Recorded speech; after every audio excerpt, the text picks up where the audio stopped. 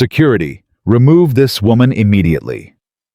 Diana Pierce's voice cracked like a whip across the marble lobby. 3 security guards moved toward the silent Japanese woman standing motionless at the reception desk.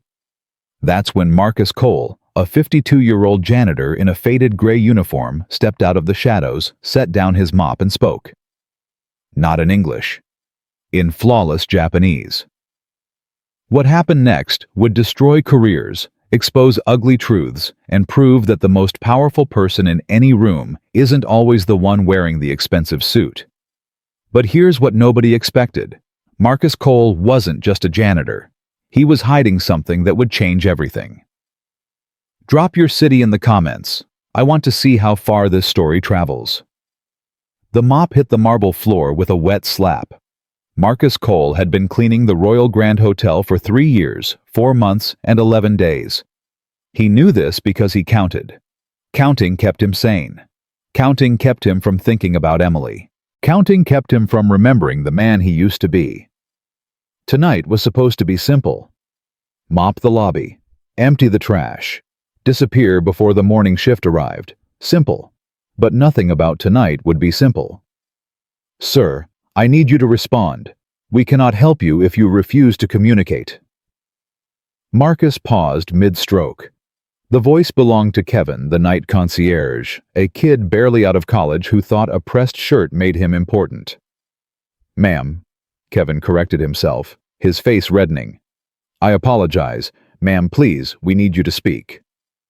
Marcus glanced toward the reception desk. A woman stood there. Japanese, maybe mid-40s, dressed in a charcoal coat that probably cost more than Marcus made in 6 months.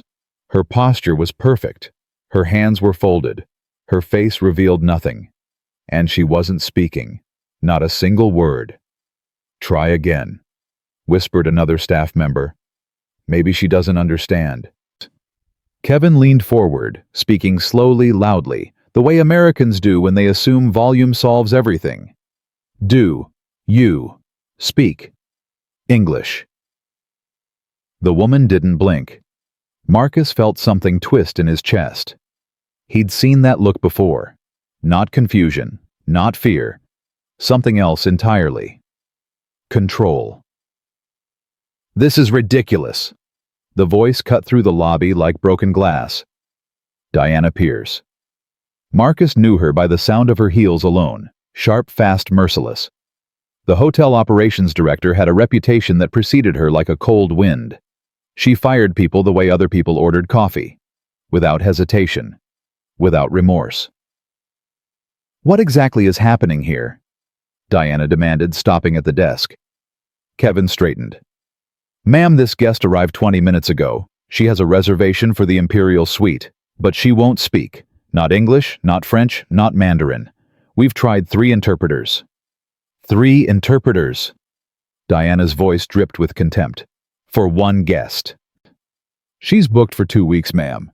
The reservation was made through the Nakamura Corporation. That's the... I know what Nakamura Corporation is. Diana's eyes narrowed. 30 billion in assets. Tech, real estate, shipping. She turned to the silent woman. Her smile was the kind that never reached her eyes. Miss, I'm Diana Pierce, Operations Director. I understand there may be a communication barrier, but surely we can find some way to assist you. Nothing. Perhaps you could write something down. Use a phone translator? Silence. Diana's smile cracked. Just slightly, just enough. Miss, I don't know how business is conducted where you're from, but in America, communication is a two-way street. If you want service, you need to participate. The woman's eyes shifted. For the first time, she looked directly at Diana, and Marcus saw it. The slight tightening of her jaw, the almost imperceptible straightening of her spine. This wasn't a woman who couldn't speak. This was a woman who had chosen not to. Fine. Diana's voice hardened. If you won't communicate, I'll have to assume you're either incapacitated or refusing service. Either way, we can't help you. She turned to the security guard hovering nearby. James, please escort this guest to the door. Ma'am. James looked uncertain. She's booked in the Imperial Suite. That's 15,000 a night. And she's currently blocking my reception desk and creating a scene. Money doesn't buy the right to waste my staff's time. The guard stepped forward. The woman didn't move. Marcus's grip tightened on his mop handle. Walk away, he told himself. This isn't your business. You're invisible. Stay invisible. But his feet were already moving. Excuse me. The words left his mouth before he could stop them. Diana spun around. Her eyes landed on Marcus like he was a stain on her perfect floor. Mr. Cole. She said his name the way people say cockroach. This doesn't concern maintenance. I know. Marcus's voice was steady, calm, the way it used to be when he stood before lecture halls. But I think I can help. Kevin snorted. You, the janitor. Marcus ignored him. He walked past the security guard, past the confused staff, and stopped 3 feet in front of the silent woman. He bowed. Not a nod, not a quick dip of the head. A proper bow 15 degrees, held for 2 full seconds, the kind that shows respect without subservience. Then he spoke. Shitsure shimasu. Ocha wa ikaga desu ka. Excuse me, would you care for some tea? The lobby went silent. Not quiet. Silent. The kind of silence that has weight. The woman's eyes widened. For 1 fraction of a second, her mask slipped. And underneath, Marcus saw surprise, recognition, relief. Anata wa... She paused. Nihongo ga jozu desu ne. You speak Japanese well. Marcus smiled faintly. Kyoto ni hachi nen sundemashita. Sukoshi sabite imasuga. I lived in Kyoto for 8 years. A little rusty, though. The woman's posture shifted. The steel in her spine softened not much but enough. Sabite inai. Her voice was quiet but clear. Your accent is perfect. Too perfect for rust.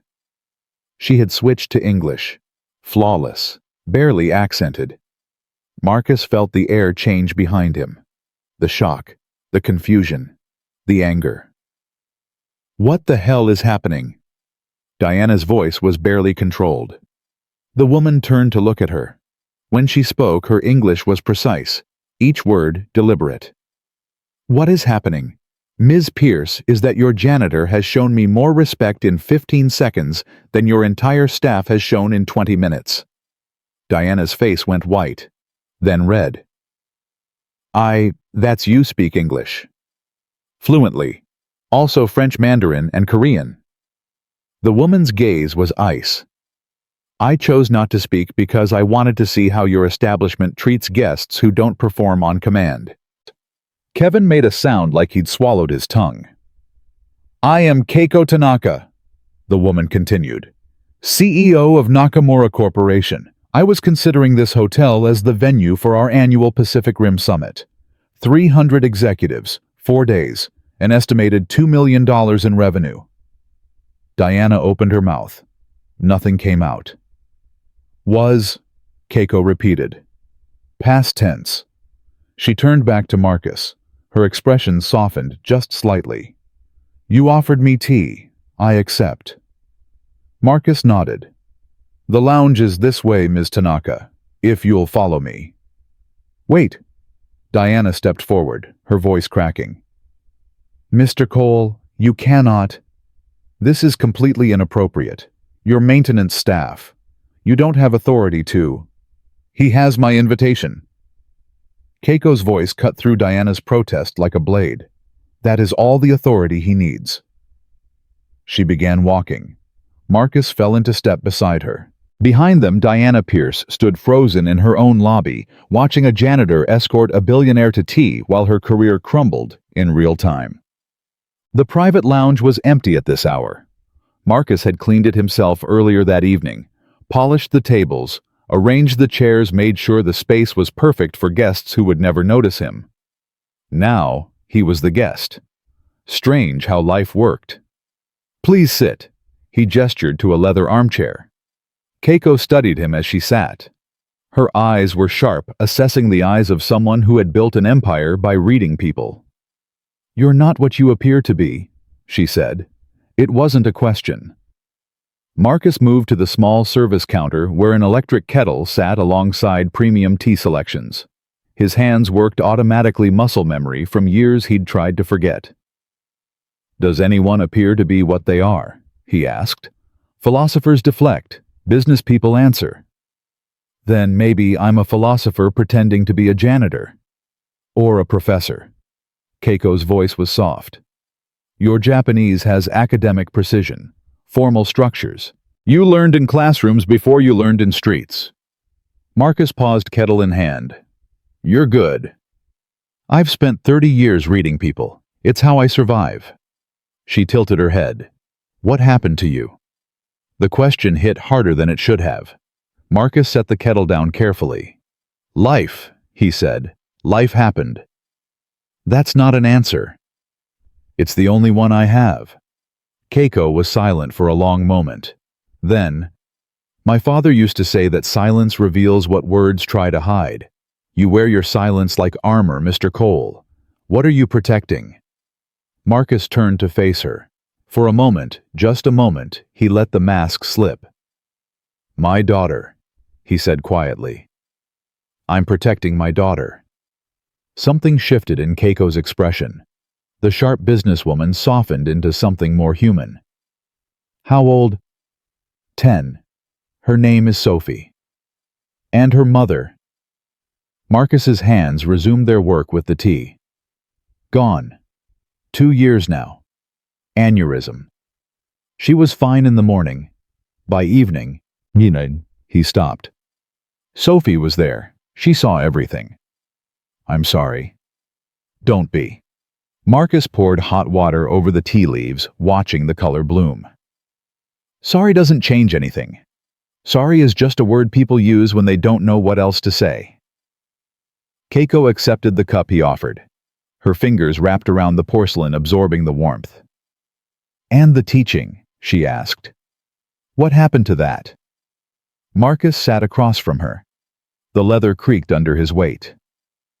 "I was a professor of cultural linguistics at Columbia, specialized in East Asian communication patterns, published papers, gave lectures, had tenure." Had. He stared at his tea. "When Emily died, Sophie stopped talking. Completely. She'd witnessed her mother collapse, watched the ambulance, seen me crying over the body. Something inside her just shut down." Keiko said nothing, just listened. "The university gave me time off." Marcus continued.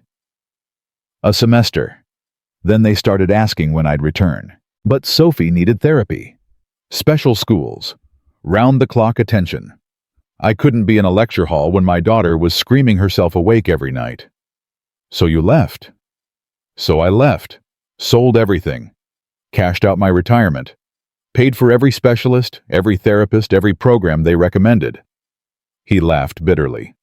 "You know what the funny thing is? None of it worked. None of the experts could help. Sophie just got quieter. And I got broker. The janitor job. Night shifts. It lets me be there when Sophie wakes up. Lets me take her to school, pick her up, help with homework." He shrugged. "It's honest work. Nobody asks me about my publications. Nobody expects me to be brilliant. I just mop floors and go home to my daughter." Keiko sipped her tea. Her eyes never left his face. "You gave up everything," she said quietly. "I gave up a title, a paycheck, a corner office with a nice view." Marcus shook his head. "Those aren't everything. Those aren't even close to everything. Most men wouldn't see it that way. Most men haven't watched their daughter disappear inside herself." The words hung in the air between them. Heavy. True. Keiko set down her cup. "Mr. Cole, do you know why I was silent tonight?"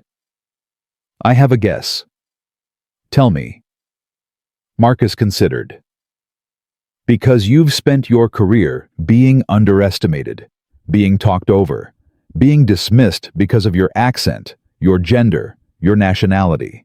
At some point, you realized that silence was a weapon, that if you stopped playing by their rules, you could see who was really worth dealing with. Keiko's eyebrows rose. That's more than a guess. I used to teach this. Communication isn't just about words. It's about power. Who speaks? Who listens? Who decides what's worth hearing? And tonight you tested them. You wanted to see if they would meet you where you were or demand you come to them. Marcus smiled thinly. They failed. Spectacularly. That too. Keiko leaned back in her chair. Diana Pierce called me incapacitated, suggested I might be mentally unfit because I chose not to speak English. Diana Pierce is the kind of person who confuses authority with competence. You don't like her. I don't know her. I know what she shows the world. That's different. And what does she show the world? Marcus chose his words carefully. Fear. Diana Pierce is terrified of being wrong, of being overlooked, of being replaced. So she controls everything around her: staff, guests, situations. Control is how she survives. You sound sympathetic. Understanding isn't sympathy. Marcus met her eyes. I understand cancer. Doesn't mean I want it. Keiko laughed. The sound was unexpected, warm, genuine, unguarded. You're dangerous, Mr. Cole. I'm a janitor. You're a man who sees too much and says too little. That's the most dangerous kind. Marcus smiled. Then we're the same. For a long moment they sat in comfortable silence. Two people who had learned to wear masks, finally able to set them aside. Then Keiko spoke again. I want to offer you something. I'm not interested in charity. Good. Because I don't give charity. She leaned forward. I give opportunities to people who deserve them. And you think I deserve one? I think you're wasted mopping floors. I think your daughter deserves a father who doesn't have to hide what he is. And I think you're too stubborn to accept help unless it looks like work. Marcus was quiet for a moment. What kind of opportunity? Come work for me. Cultural liaison, communication consultant, whatever title you want. Your job would be to do exactly what you did tonight, see what others miss. Bridge gaps that others don't even notice. You don't know me. I know enough. You know nothing about my qualifications, my references, I know that you bowed correctly before you spoke. I know that you used the formal structure for offering tea, the kind that suggests you learned it from a master, not a textbook. I know that you looked at Diana Pierce with understanding instead of contempt, even though she deserved contempt. I know that you mentioned your daughter before you mentioned yourself. Keiko's voice softened. And I know that you're still wearing your wedding ring, even though your wife has been gone for 2 years. That tells me everything I need to know about your character. Marcus looked down at his hand. The gold band caught the light. He'd never been able to take it off. I need to think about it, he said finally. Of course. Keiko pulled a card from her pocket and set it on the table. Simple. Elegant. Just a name and a number. No deadline. No pressure. But Marcus... He looked up. Your daughter needs to see you be more than invisible. She needs to see you be who you really are. Marcus's throat tightened. How do you know what my daughter needs? Keiko stood. Her eyes held something distant, some old pain that she rarely let surface. Because I was her once. A silent girl who watched her mother disappear, who stopped speaking because words felt like betrayal. She paused at the door. Someone finally saw me, finally listened without demanding I perform. It took 20 years, but eventually I found my voice again. Marcus rose from his chair. Who was it? Who saw you? Keiko smiled, sad, soft, real. A teacher. In New York. At a community center for immigrants. She had the kindest eyes I'd ever seen. Her voice wavered slightly. She told me that my silence wasn't weakness. It was patience. She said I was waiting for the right words, and when I found them, I would shake the world. Marcus felt something cold slide down his spine. This teacher, he said slowly. What was her name? Keiko tilted her head. Why do you ask? Please, just tell me. A pause. Emily, Keiko said. Her name was Emily Cole. The cup slipped from Marcus's hands. It shattered against the floor porcelain fragments, scattering across the polished wood like broken dreams. Keiko stared at him. Her face shifted from confusion to shock, to something that looked like fate clicking into place. Cole, she whispered. Emily Cole. Marcus couldn't speak. She was your wife. Keiko's voice cracked. The woman who saved me was your wife. Marcus looked at the shattered cup on the floor, at the tea spreading like a stain, at the hands that had once held Emily's face. She never told me, he managed. She never mentioned. She wouldn't have. Keiko's eyes glistened. Emily never talked about the people she helped. She said gratitude was private, that good deeds shouldn't need witnesses. Marcus sank back into his chair. His legs wouldn't hold him anymore. Keiko moved forward, slowly, carefully. She knelt beside him, ignoring the broken porcelain, ignoring the spreading tea. Marcus. Her voice was barely a whisper. Emily changed my life. She taught me that silence wasn't emptiness. It was space for the right words to grow. He looked at her. Tears he hadn't cried in months burned behind his eyes. She used to say that... He choked. She said silence was just the soil. Words were the flowers. Keiko reached out and touched his hand, the one still wearing the wedding ring. She didn't just teach me language, Keiko said. She taught me to believe I was worth hearing. Every board meeting I command, every deal I close, every speech I give Emily is there, in my confidence, in my voice. Marcus closed his eyes. All these years, all this grief, all this wondering if Emily's life had mattered beyond their small apartment, their small family, their small world. And here was the answer, standing in front of him. A billionaire who had changed industries, employed thousands, touched millions of lives, all because his wife had once taught a scared immigrant girl that her silence was not a flaw. Why? Marcus's voice broke. Why didn't you find us when she got sick? When she... I didn't know. Keiko's tears fell freely now. I searched for her, years ago. But the community center had closed. Records were lost. I hired investigators, but Emily Cole is a common name, and I had no photo, no address, nothing but memories. She squeezed his hand. I've spent 10 years looking for a ghost, she whispered. And tonight in a hotel lobby, her husband offered me tea. Marcus broke. Not slowly, not gracefully. He broke the way men break, when they've held too much for too long in great heaving sobs that shook his entire body. And Keiko Tanaka, CEO of a $30 billion empire, knelt on a wet floor surrounded by broken porcelain and held him while he cried. Neither of them knew how long they stayed like that. Eventually, Marcus's breathing steadied. He pulled back, wiping his face with the back of his hand. I'm sorry, he muttered. That was human. Keiko's voice was firm. That was human. Don't apologize for it. She rose, extending her hand. Marcus took it. Let her pull him to his feet. Your daughter, Keiko said quietly. Sophie, does she know about Emily's work? The teaching. Marcus shook his head. Emily always kept it quiet. Said the center was her sanctuary. A place where she wasn't Professor Cole's wife. Just Emily. Sophie should know. Keiko's voice carried conviction. She should know that her mother touched lives she'll never even meet. That silence can be a gift, not a curse. That who Emily was didn't end when... She stopped. Couldn't finish. Marcus nodded. I know.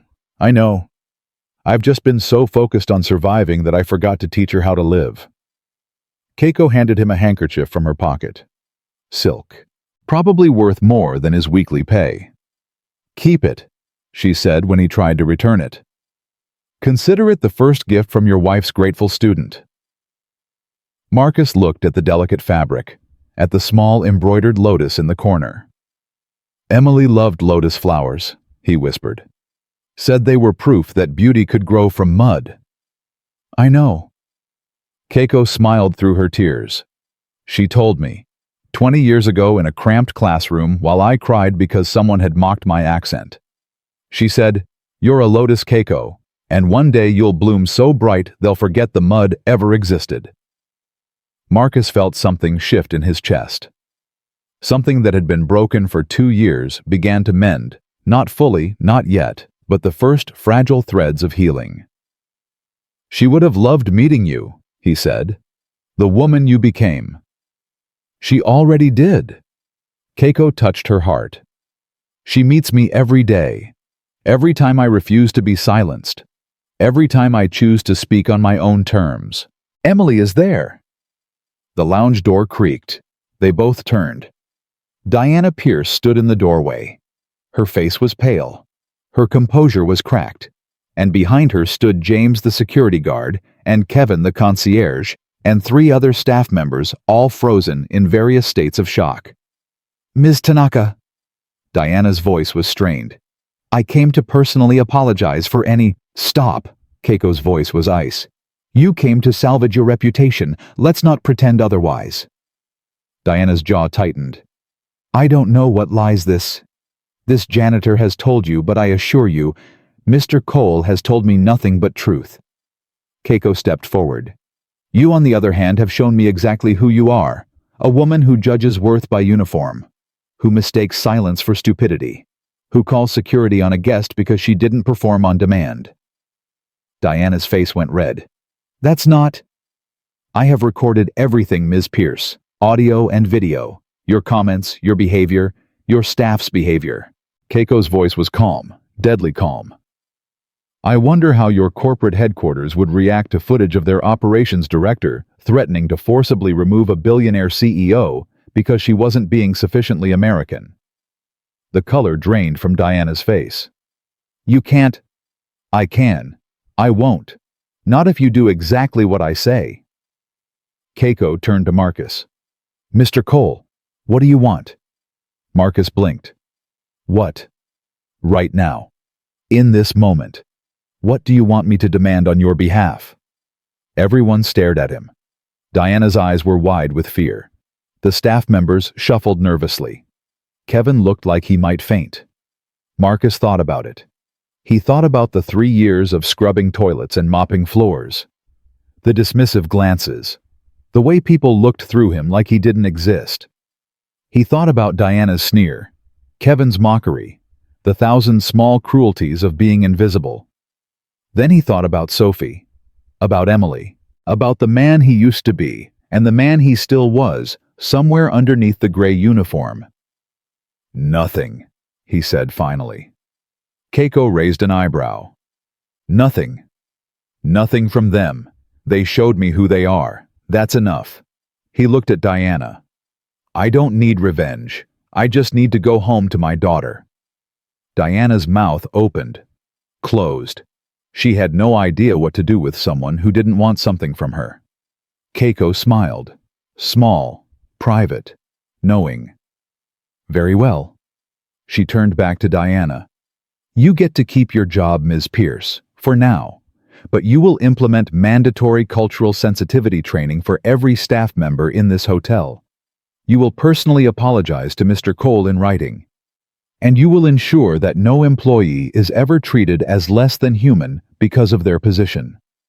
Diana's voice was barely a whisper. "Yes, Ms. Tanaka." "Good." Keiko picked up her coat from the chair. "I'll be staying for my full reservation. 2 weeks in the Imperial Suite. But I will be requesting Mr. Cole as my personal concierge during that time. He's not trained for—" "Then train him." Keiko's voice left no room for argument. "By tomorrow." She walked toward the door, then paused beside Marcus. "I'll see you tomorrow, Mr. Cole. We have 20 years of stories to exchange." Marcus nodded. "Thank you, Ms. Tanaka." "Keiko." She smiled. "Emily's student. Call me Keiko." She walked out. The staff scattered like startled birds, leaving Marcus alone in the lounge with the broken teacup, the drying tea stain, and the first hope he'd felt in 2 years. He knelt down, started picking up the pieces, and as he held the broken porcelain in his calloused hands, he thought about Emily, about Sophie, about lotus flowers growing from mud. Tomorrow he would tell Sophie about the woman who came to the hotel, about the connection that spanned 20 years, about how her mother had changed a life without ever knowing it. Tomorrow everything would be different. But tonight, Marcus Cole cleaned up the mess and walked home through empty streets, his wife's memory burning bright in his chest for the first time since she'd died. Some things that are broken can be put back together. And some things were never really broken at all. They were just waiting for the right moment to become whole. The apartment was dark when Marcus turned his key in the lock. He stood in the doorway for a moment, listening. The old radiator clicked and hummed. The refrigerator buzzed its familiar song. And somewhere in the back bedroom, Sophie's nightlight cast a pale blue glow under the door. She was still awake.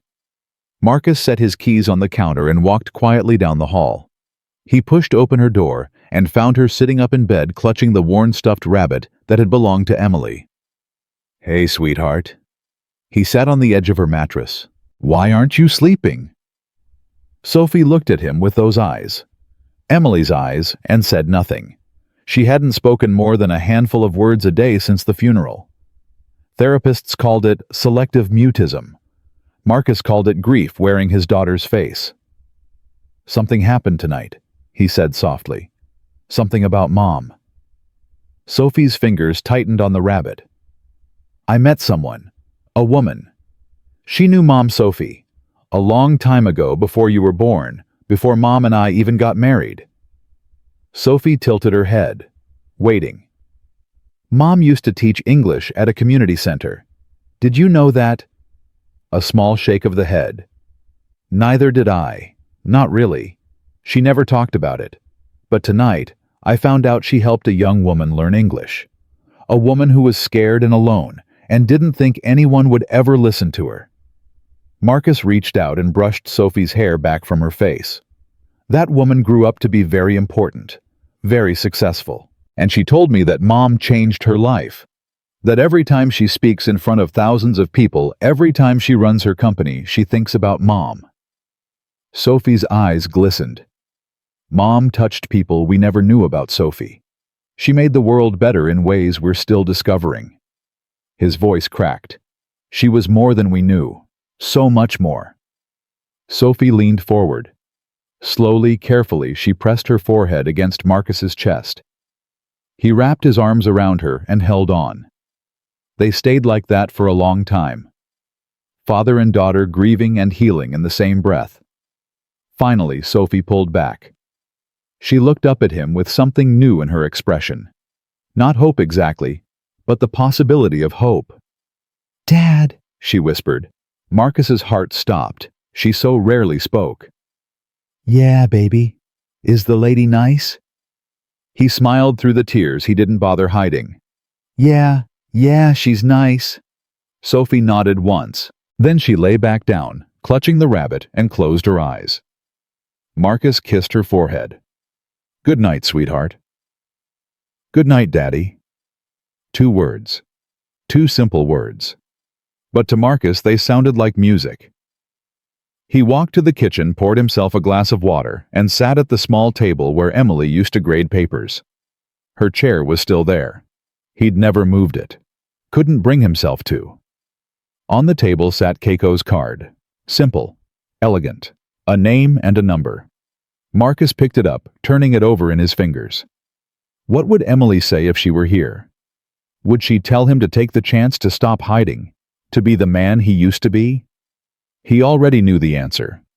Emily had never believed in playing small. She used to say that fear was just excitement without breathing, that courage wasn't the absence of doubt, it was the decision to move forward anyway. Marcus set down the card and looked at Emily's chair. "I'm trying," he whispered to the empty seat. "I'm really trying." The silence that answered wasn't cold anymore. It felt almost like permission. The next morning came too fast. Marcus had barely slept, but he was at the hotel by 6 as requested. Diana had sent a curt email at midnight. "Report to HR for concierge training, 6 a.m. sharp." And he'd read it 3 times, waiting for the trap hidden between the words. There was always a trap with Diana. The HR office was small and windowless. A woman named Patricia handed him a stack of manuals and a new uniform charcoal gray instead of janitor's brown. Better fabric, actual buttons. "You'll shadow Kevin for the morning," Patricia said, not meeting his eyes. "Learn the systems, the protocols. Ms. Tanaka requested you specifically, so we're expediting the process." Marcus nodded. "Thank you." Patricia finally looked at him. "I saw the video." "What video?" "Someone recorded what happened last night, the lobby. You and Ms. Tanaka. It's all over the staff group chat." She paused. "What you did was... it was something." "I just offered her tea." "You offered her dignity." Patricia's voice softened. "Some of us noticed. Some of us have been waiting a long time for someone to notice us too." Marcus didn't know what to say to that, so he just nodded again and took the uniform. Kevin was waiting in the lobby, arms crossed, face tight with barely concealed resentment. "Let's get this over with," he muttered. "I've got actual work to do." "I appreciate you showing me the ropes." "Save it." Kevin started walking. "I don't know what game you're playing, Cole, but this whole thing is ridiculous. Yesterday you were cleaning toilets. Today you're concierge for a billionaire. That's not how the world works.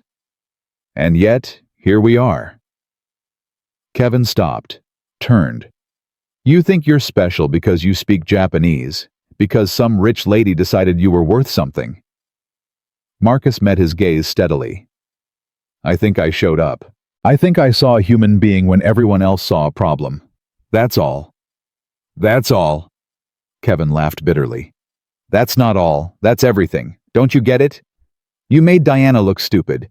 You made all of us look stupid, and Diana doesn't forget. I didn't mean to. Doesn't matter what you meant. Matters what happened."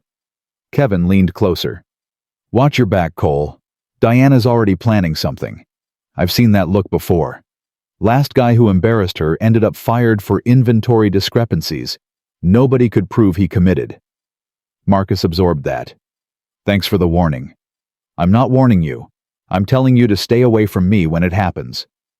Kevin straightened his jacket. "Now come on. I'll show you the reservation system." The morning passed in a blur of computer screens and procedures. Marcus learned the software, the protocols, the careful dance of luxury hospitality. It wasn't complicated, just detailed, and after years of academic work, detail was something he could handle. At 11, his phone buzzed. A text from an unknown number.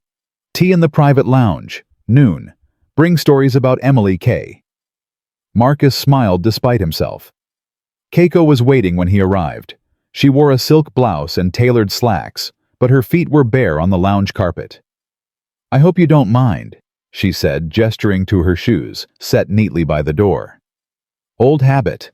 My grandmother always said important conversations require contact with the ground." Emily used to take her shoes off when she graded papers. Marcus sat across from her. Said she couldn't think clearly with her feet trapped. Keiko smiled. "Tell me about her. Not the wife, not the mother. The woman you fell in love with." Marcus leaned back. "We met at a coffee shop. I was finishing my dissertation. She was studying for her teaching certification. We both reached for the same newspaper, the crossword section." "Who won?" "Neither. We ended up sharing it. Took us 3 hours to finish a puzzle that should have taken 20 minutes because we kept arguing about the answers." "Was she right?" Usually. Marcus laughed softly. Emily was almost always right. She just let me figure it out myself instead of telling me. Keiko nodded. She was like that with me too. I remember struggling with prepositions on in at. English makes no sense with prepositions. She never corrected me directly. She'd just use the right one in her response naturally until I heard the difference. That was her gift, making you feel like you'd discovered something yourself when she'd been guiding you the whole time. A teacher's gift. The best kind. They sat in comfortable silence for a moment. Then Keiko spoke again. I've thought about what you told me last night. About Sophie. About her silence. Marcus tensed slightly. What about it? I want to meet her. Keiko, she's 10. She's fragile. She doesn't... I'm not asking to fix her. Keiko's voice was gentle but firm. I'm asking to show her something. To let her see that silence doesn't mean broken. That the little girl her mother helped became someone who shakes boardrooms without raising her voice. Marcus considered. Why does this matter to you? Because Emily saved me. And the only way I can repay that is by passing it forward. Keiko leaned forward. Your daughter needs to know that her mother's legacy isn't just grief. It's hope. It's proof that kindness echoes long after we're gone. Marcus thought about Sophie's question last night. Is the lady nice? Thought about the way she'd whispered goodnight with something new in her eyes. Let me talk to her first, he said finally. See if she's ready. Of course. No pressure. Keiko sat back. Now tell me about your work. The research. What were you studying before everything changed? Silence. Keiko raised an eyebrow. Silence. Communication patterns in East Asian cultures. The function of silence in Japanese, Korean, Chinese societies. How meaning is conveyed not through words, but through the spaces between them. You studied what I lived. I studied what I thought I understood. Marcus shook his head. Turns out, living it is different than analyzing it. How so? When Emily died, I stopped talking. Not literally, but the part of me that wanted to share, to connect, to be heard, that part went quiet. I thought I was studying silence professionally, but I was really just preparing for my own. Keiko reached across and touched his hand briefly. Silence isn't the enemy, Marcus. It's the space where we decide what's worth saying. Emily used to tell me that. She told me too. Keiko smiled sadly. Maybe that's why we both ended up here, learning lessons she planted years ago. The lounge door opened. Diana Pierce stood in the entrance. Her face was composed, but her eyes burned with something barely controlled. Ms. Tanaka, I hope I'm not interrupting. You are. Keiko's voice was ice. What do you want? Diana's smile didn't waver. I wanted to personally inform you that the hotel has arranged a special dinner in your honor this evening. Our executive chef will prepare a traditional kaiseki menu, 17 courses, the finest ingredients flown in from Japan this morning. Marcus watched the exchange carefully. There was something wrong here. Diana was too calm, too controlled. That's very thoughtful, Keiko said slowly. But unnecessary. Nonsense. It's the least we can do to apologize for any misunderstandings from last night. Diana's gaze slid to Marcus. Mr. Cole will not be serving, of course. We'll have properly trained staff attending to your needs. I decide who attends to my needs. Of course. But surely you understand that a formal kaiseki dinner requires expertise that Mr. Cole, despite his obvious talents, simply doesn't possess. Diana's smile sharpened. We wouldn't want any embarrassing incidents, would we? Marcus felt the trap closing. This was it. Diana's play. Put him in a position where he either had to admit incompetence or fail publicly. Either way, she won. But before he could speak, Keiko stood. Ms. Pierce, I trained in the art of kaiseki under Master Yamamoto in Kyoto for 6 years before I started my company. I have personally prepared kaiseki meals for heads of state. Her voice was perfectly level. Mr. Cole will be serving tonight. If there are any embarrassing incidents, I assure you they won't come from him. Diana's composure cracked. Just a fraction. Just enough. Of course. As you wish. She backed toward the door. Dinner is at 7. Private dining room on the 5th floor. She left without another word. Marcus exhaled. Thank you for that. Don't thank me yet. Keiko's expression was serious. She's not done. That was a test. She wanted to see if I'd abandon you at the first sign of pressure. And now she knows you won't. Now she'll try something else. Keiko crossed her arms. Diana Pierce is dangerous because she's afraid. Afraid people will see through her. Afraid she's not as competent as her title suggests. People like that don't stop. They escalate. What do you think she'll do? I don't know yet, but we need to be ready. Marcus looked toward the door where Diana had disappeared. Kevin warned me this morning. Said Diana's already planning something. Kevin. The concierge. The one who couldn't communicate with you last night. Ah. The boy who speaks loudly and hears nothing. Keiko tilted her head. Is he trustworthy? He's scared. That's not the same as untrustworthy. Sometimes it's worse. Keiko moved toward the window. Fear makes people do terrible things. I've seen executives destroy careers, sabotage projects, ruin lives, all because they were terrified of being exposed as ordinary. Speaking from experience. Keiko was quiet for a long moment. When I started my company, I had a partner. American. Harvard MBA. Charming. Brilliant at presentations. She paused. He was also embezzling funds and blaming the losses on my cultural mismanagement. What happened? I found out. Confronted him. He laughed and said no one would believe a Japanese woman over a Harvard man. Her voice hardened. He was almost right. The board sided with him initially. I lost everything, my position, my reputation, my savings. But you came back. It took 5 years. 5 years of rebuilding from nothing. Of learning that silence could be a weapon if wielded correctly. She turned to face him. I never forgot that lesson. Never forgot how it felt to be dismissed because of who I was, not what I'd done. Marcus understood. More than she knew. Is that why you chose not to speak last night in the lobby? Partly. I wanted to see who would make the effort. Who would try to understand rather than demand I comply. She smiled thinly. I've found it's an effective filter. Most people fail immediately. You didn't. I've failed plenty of tests in my life. But not that one. Not the one that mattered. Keiko glanced at her watch. It's nearly 1. You should eat something before tonight. Diana will be watching for any sign of weakness. Don't give her one. Marcus rose. What about you? I have calls to make. My company doesn't run itself, unfortunately. She walked him to the door. Marcus. One more thing. Yes. Tonight, whatever happens, don't react to Diana's provocations. She wants you angry. She wants you defensive. The moment you give her that, she wins. And if I don't react... Keiko's eyes gleamed.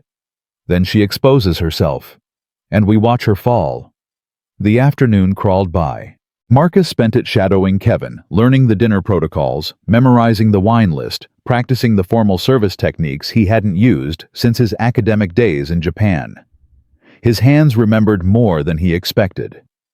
The precise angles, the careful movements, the art of being present without being obtrusive. By 5 o'clock his feet ached and his brain was full. He found a quiet corner and called Sophie's after-school program. Mr. Cole. The supervisor sounded surprised. Sophie's right here. Do you want to talk to her? Please. A rustling. Then Sophie's breathing on the line. She rarely spoke on phones. Hey, sweetheart. I have to work late tonight. Mrs. Patterson next door is going to pick you up and make you dinner, okay? Silence. Sophie, you there? A small voice. Is it the lady? The nice one? Marcus smiled. Yeah, I'm helping her with something important. Okay. A pause. Dad. Yeah. Tell her thank you. For remembering Mom. Marcus's throat tightened. I will, sweetheart. I'll tell her. Love you, Daddy. Love you too. So much. He hung up and stood there for a moment, phone pressed against his chest. This was why he'd given up everything. This voice. This tiny human who trusted him completely. He would mop 1,000 floors, endure 1,000 Dianas, if it meant Sophie could grow up believing the world was good. He checked his watch. 6:15. Time to face whatever Diana had planned. The private dining room was exquisite, all clean lines and soft lighting. A long table set for one. Keiko would dine alone, as was traditional for such formal meals with staff attending to each course. Marcus stood by the service entrance watching the kitchen prepare. The head chef was a man named Bernard, temperamental, brilliant, and currently sweating through his whites as he orchestrated 17 courses of Japanese haute cuisine. This is impossible, Bernard muttered, not for the first time. Kaiseki is supposed to be intimate, personal, not a performance for some hotel politics. Then make it intimate, Marcus said quietly. Bernard looked at him. What do you know about it? I know that kaiseki isn't about the food. It's about the moment, the season, the feeling you want the guest to experience. Marcus moved closer. What season is it? Late autumn. Then the meal should feel like late autumn. The quiet before winter, the last warmth, the beauty of things ending. Bernard stared at him. You're the janitor, right? The one who speaks Japanese. I'm the guy who's serving tonight. Jesus. Bernard shook his head. Fine. You want late autumn, I can do late autumn. But if that Pierce woman interferes one more time, she won't. Not in the kitchen. How do you know? Because the kitchen isn't where she'll strike. 7 o'clock. Keiko entered the dining room in a black kimono-inspired dress. Simple. Elegant. A small lotus pin on her collar, Emily's favorite flower. Marcus bowed as she sat. Mr. Cole. Her voice was formal, but her eyes smiled. Thank you for attending to me this evening. It's my honor, Ms. Tanaka. The first course arrived.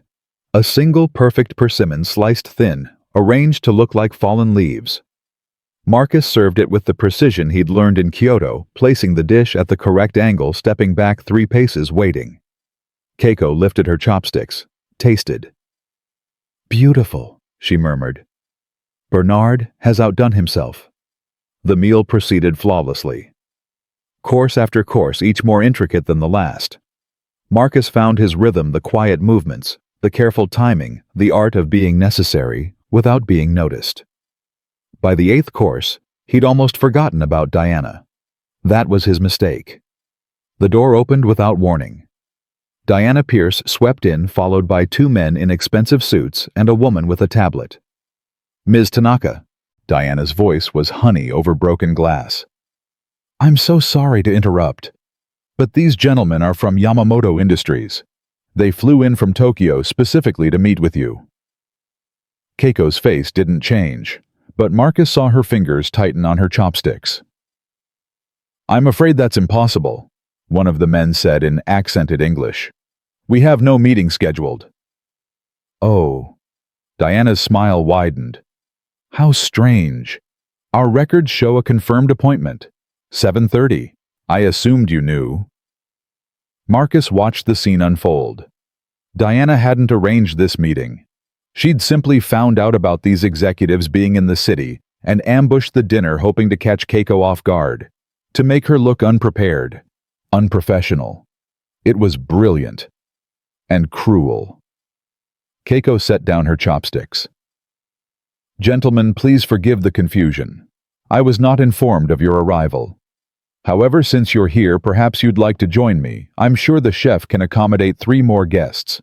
The executives exchanged glances. We don't wish to impose. You're not imposing. You're honoring me with your presence. Keiko gestured to the empty chairs. Please, sit. The men hesitated, then sat. Diana's smile faltered. This wasn't how it was supposed to go. Keiko was supposed to be flustered, embarrassed, not calmly welcoming unexpected guests like she'd planned it all along. "Mr. Cole," Keiko's voice was serene. "Would you please inform the kitchen that we'll need additional settings? And perhaps ask Bernard to extend the menu by 3 courses. I want our guests to experience the full journey." Marcus bowed. "Of course, Ms. Tanaka." He walked toward the kitchen, passing Diana on his way. She grabbed his arm. "Don't think this changes anything," she hissed. "I know what you are." "And what's that?" "A pretender, playing above your station." Her nails dug into his sleeve. "This won't last. None of it will last." Marcus looked at her hand, then at her face. "Let go of me, Miss Pierce." "Or what?" "Or nothing." His voice was calm. "I don't need to threaten you. I don't need to fight you. I just need to do my job. The rest will take care of itself." He pulled his arm free and walked away. Behind him, Diana's face twisted with something beyond anger. Something broken and desperate and dangerous. The dinner resumed. Marcus served the additional guests with the same precision, the same care. Keiko conducted business conversations in flawless Japanese, charming the executives with her knowledge, her humor, her absolute command of every situation. By 11, the Yamamoto executives were laughing like old friends. They'd agreed to 3 preliminary partnerships. Diana's ambush had become Keiko's triumph. As the guests departed, one of them turned to Marcus. "Your service tonight was exceptional," he said in Japanese. "I've dined in the finest restaurants in Tokyo. You would be welcome in any of them." Marcus bowed. "You honor me." The executive smiled. "No, you honor the art." When everyone had gone, Keiko sat alone at the long table. She looked tired for the first time since Marcus had met her. "That was exhausting," she admitted. "You were incredible." "I was performing." She rubbed her temples. Every smile, every laugh, calculated, strategic. "I've been doing it so long sometimes I forget what genuine feels like." Marcus sat across from her, something he never would have done an hour ago. But something had shifted between them. Some wall had come down. "Was any of it real?" he asked. "The business, no. The partnership's marginally useful." She looked at him. "But this conversation right now? Yes. This is real." "How do you know the difference?" "Because I'm too tired to pretend." She smiled weakly. "Emily used to ask me that same question. How do you know what's real?" And I always gave her some philosophical answer, some careful deflection. "What's the real answer?" Keiko was quiet for a moment. "The real answer is that I don't. Most of the time, I don't know what's real and what's performance. The lines blurred so long ago that I've forgotten where one ends and the other begins." Marcus understood, more than she knew. "Sophie asked about you today," he said. Keiko's expression softened. "What did she say?" "She said to tell you thank you for remembering her mom." Something glistened in Keiko's eyes. She actually spoke. More words today than she's said in months. Marcus leaned forward. "Whatever this is, whatever we're doing here, it's reaching her somehow. She's starting to come back. Then it's worth it." Keiko's voice was fierce. "Whatever Diana throws at us, whatever politics, whatever games, if Sophie is starting to find her voice again, it's all worth it." Marcus nodded. "I called the after-school program before dinner. She asked if I was with the nice lady." "The nice lady." Keiko laughed softly. "I've been called many things. That might be my favorite." They sat in comfortable silence as the hotel settled into nighttime quiet around them. Finally, Keiko stood. "I should sleep. Tomorrow will be complicated." "Diana's not done." "No, she's not." Keiko moved toward the door, then paused. "Marcus, that job offer I made, it still stands. But I want you to know it's not charity. It's not pity. It's recognition." "Recognition of what?" of who you really are. A man who chose love over ego, who became invisible to protect what matters. Her voice softened. The world needs more people like you. My company needs more people like you. And honestly, I need more people like you. She left before he could respond. Marcus sat alone in the empty dining room, surrounded by the remnants of 17 courses and the lingering question of what came next. His phone buzzed. A text from Mrs. Patterson. Sophie wanted to wait up for you. I couldn't say no. She's drawing something. Says it's a surprise. Marcus smiled. Then another text arrived. Unknown number. No message, just a photo. His blood went cold. It was a picture of Sophie's school, taken that afternoon from across the street. And in the corner, barely visible, a figure in a dark coat watching. The message that followed was simple. Nice daughter. Beautiful school. Be careful who you embarrass, janitor. Marcus stared at the screen. Diana had crossed a line. And now everything was about to change. Marcus's hands shook as he stared at the photograph. Sophie's school. The playground where she ate lunch alone. The fence she walked past every morning. Someone had been watching. Someone had been close enough to touch her. He dialed Keiko's number before he could think. She answered on the second ring. Marcus. What's wrong? Diana. His voice came out ragged. She sent me a photo of Sophie's school. A threat. Silence on the line. Then, where are you? Still in the dining room. Don't move. I'm coming down. The call ended. Marcus forced himself to breathe. In, out. In, out. His mind raced through possibilities. Call the police and say what a hotel executive sent me a creepy photo. No crime had been committed. No direct threat made. Diana was too smart for that. But the message was clear. Back off, or your daughter pays. Keiko arrived in minutes, still wearing her dinner dress, her bare feet silent on the carpet. Show me. Marcus handed her his phone. She studied the image. Her face went cold in a way he hadn't seen before. Not the controlled corporate mask, but something deeper, darker. This wasn't Diana, Keiko said quietly. What? Diana is petty, vindictive, but she's not stupid. Keiko zoomed in on the photo. This was taken by someone who wanted to be seen. Look the angle, the framing. It's designed to frighten, not to spy. Then who? Someone working with her. Someone who does her dirty work so her hands stay clean. Keiko looked up. Does Diana have any particular allies on staff? Anyone loyal enough to do something like this? Marcus thought. Kevin mentioned she has people. I don't know who specifically. We need to find out. Keiko handed back the phone. But first we need to secure Sophie. I'll pull her out of school tomorrow. Keep her home. No. Keiko's voice was firm. That's exactly what they want. They want you scared. They want you to run. The moment you do, they've won. This is my daughter we're talking about. I know, which is why we're going to protect her properly. Keiko pulled out her own phone. I have a security team, the best. They'll watch Sophie around the clock without her even knowing. Keiko, I can't afford.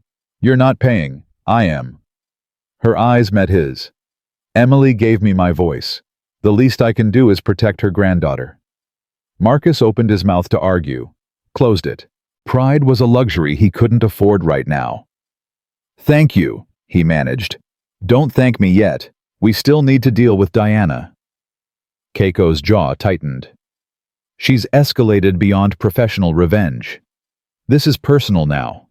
We need to understand why. Maybe she's just cruel. No one is just cruel. Cruelty has roots. Fear, shame, trauma. Keiko paced slowly. Diana is protecting something. Something she thinks you threaten. We need to find out what. Marcus thought about everything he'd observed. Diana's obsession with control. her rage at being embarrassed, the way her mask cracked when she felt challenged. "Kevin said something yesterday," Marcus said slowly, "about the last person who embarrassed Diana, fired for inventory discrepancies that couldn't be proven. A setup. That's what it sounded like. Then Diana has done this before." Keiko's eyes sharpened. "If we can find that person, find proof of what she did, we might have leverage. That could take weeks. Sophie doesn't have weeks." "No, but we have something Diana doesn't expect." Keiko moved closer. "We have me, and I don't play defense." Marcus looked at her. "What are you planning?" "Tomorrow morning, I'm calling a press conference. Here at the hotel, I'm going to announce my company's partnership with the Royal Grand, a 5-year exclusive contract for all our corporate events worldwide." "But you said the partnerships tonight were marginally useful at best." "They were. This is different." Keiko's smile was sharp as a blade. "This partnership doesn't exist, but Diana doesn't know that. She'll think she's won, that her ambush somehow impressed me enough to commit billions in business. And then I'll make her overconfident, careless. People like Diana always overreach when they think they've won. We just need to be ready when she does." Marcus shook his head slowly. "You're playing chess while she's playing checkers." "I've been playing chess since I was 6 years old." Keiko's voice softened. "Go home, Marcus. Hold your daughter. My team will be in place by midnight. Nothing will touch her." Marcus wanted to argue, wanted to do something, anything that felt like fighting back. But Keiko was right. Sophie needed him, and right now that meant being her father, not a warrior. "Tomorrow," he said. "We finish this." "Tomorrow," Keiko agreed. "We begin." The apartment was quiet when Marcus arrived. Mrs. Patterson had fallen asleep on the couch, her knitting still in her lap. Marcus covered her with a blanket, then walked softly to Sophie's room. She was asleep. The stuffed rabbit tucked under her chin. A piece of paper clutched in her hand. Marcus gently pulled the paper free. It was a drawing. 3 figures holding hands. A tall man with brown hair, a small girl with pigtails, and between them a woman in black with a kind face. Underneath, in Sophie's careful handwriting, "Dad, me, and the nice lady." Marcus sank into the chair beside her bed. Tears burned his eyes. His daughter was healing, opening up, reaching toward the light after 2 years of darkness, and someone was trying to destroy that. He thought about Emily, about what she would say, what she would do. Emily had never been afraid, not of confrontation, not of bullies, not of anything except failing the people who needed her. "I won't let them hurt her," Marcus whispered to the empty air. "I promise." The silence that answered felt like agreement. Morning came gray and cold. Marcus was at the hotel by 7, having barely slept. Keiko met him in the lobby, flanked by 2 men in dark suits who moved like shadows. "Security," she said simply. 3 more are at Sophie's school. 2 will follow her throughout the day. She won't see them. No one will. Marcus nodded. His throat was too tight for words. "The press conference is at 10. Keiko handed him a coffee. "I need you visible, standing beside me, looking confident." "I'm not sure I can fake confident right now." "Then fake calm. Calm is almost as good." They walked toward the conference room together. Staff members watched them pass, some curious, some hostile, some openly supportive. Word had spread about last night, about Diana's ambush, about Keiko's triumph, about Marcus serving 17 courses like he'd been born to it. "Marcus!" Kevin intercepted them near the elevator. His face was pale. "I need to talk to you." Keiko's security moved forward, but Marcus held up a hand. "It's okay. Give us a minute." Kevin pulled him aside. His voice was barely a whisper. "I know about the photo." Marcus went still. "What do you know?" "I know James took it, the security guard. Diana asked him to follow your daughter yesterday." Kevin's hands were shaking. I didn't know what they were planning, I swear. But this morning James was bragging about it in the break room. Said Diana promised him a promotion if he kept you in line. Why are you telling me this? Because it's wrong. Kevin's voice cracked. What Diana's doing threatening a kid, it's wrong. I've done a lot of things I'm not proud of to keep my job, but this? I can't be part of this. Marcus studied the young man's face, saw the fear there, the guilt, the desperate hope for redemption. Can you prove it? That James took the photo. He still has it on his phone, showed it to 3 other guys this morning. Kevin glanced around nervously. But if Diana finds out I talked to you, she won't. Marcus gripped Kevin's shoulder. Thank you for telling me. I'm sorry. Kevin's eyes were wet. For how I treated you. For all of it. You didn't deserve... It's okay. People make mistakes. Marcus released him. The question is what they do next. Kevin nodded, wiped his eyes, walked away. Marcus rejoined Keiko. What was that about? She asked. James, the security guard. He's the one who took the photo. Marcus kept his voice low. Diana put him up to it. He's been bragging about it to other staff. Keiko's expression didn't change, but something dangerous flickered in her eyes. Does he still have evidence? On his phone. Good. Keiko's voice was ice. Very good. The press conference went exactly as Keiko planned. She stood at the podium in the Royal Grand's ballroom, cameras flashing, reporters shouting questions. Marcus stood behind her wearing the new concierge uniform, trying to look like he belonged there. I am pleased to announce, Keiko said, her voice carrying effortlessly, a 5-year exclusive partnership between Nakamura Corporation and the Royal Grand Hotel. This historic agreement will bring an estimated $200 million in revenue to this establishment over the next 5 years. Gasps, murmurs, more camera flashes. This partnership reflects the exceptional hospitality I have experienced during my stay. The Royal Grand has shown me that true service transcends language, culture, and expectation. She paused. Let the words sink in. I would particularly like to recognize 2 individuals who have embodied this excellence. First, Bernard Chen, the executive chef whose kaiseki dinner last night was among the finest I have ever experienced. Applause. Bernard, standing near the kitchen entrance, looked stunned. And second, Marcus Cole. Keiko turned slightly. Mr. Cole exemplifies what hospitality should be, seeing guests not as transactions, but as human beings. It was his compassion, his cultural fluency, and his quiet dignity that convinced me this hotel is worthy of my company's trust. Marcus felt every eye in the room turn toward him. His face burned. Mr. Cole will be my personal liaison for the duration of this partnership, Keiko continued. His role will be essential to ensuring our collaboration succeeds. From the corner of his eye, Marcus saw Diana Pierce standing at the back of the room. Her face was composed, but her hands clasped tightly at her waist were white-knuckled. She thought she was winning.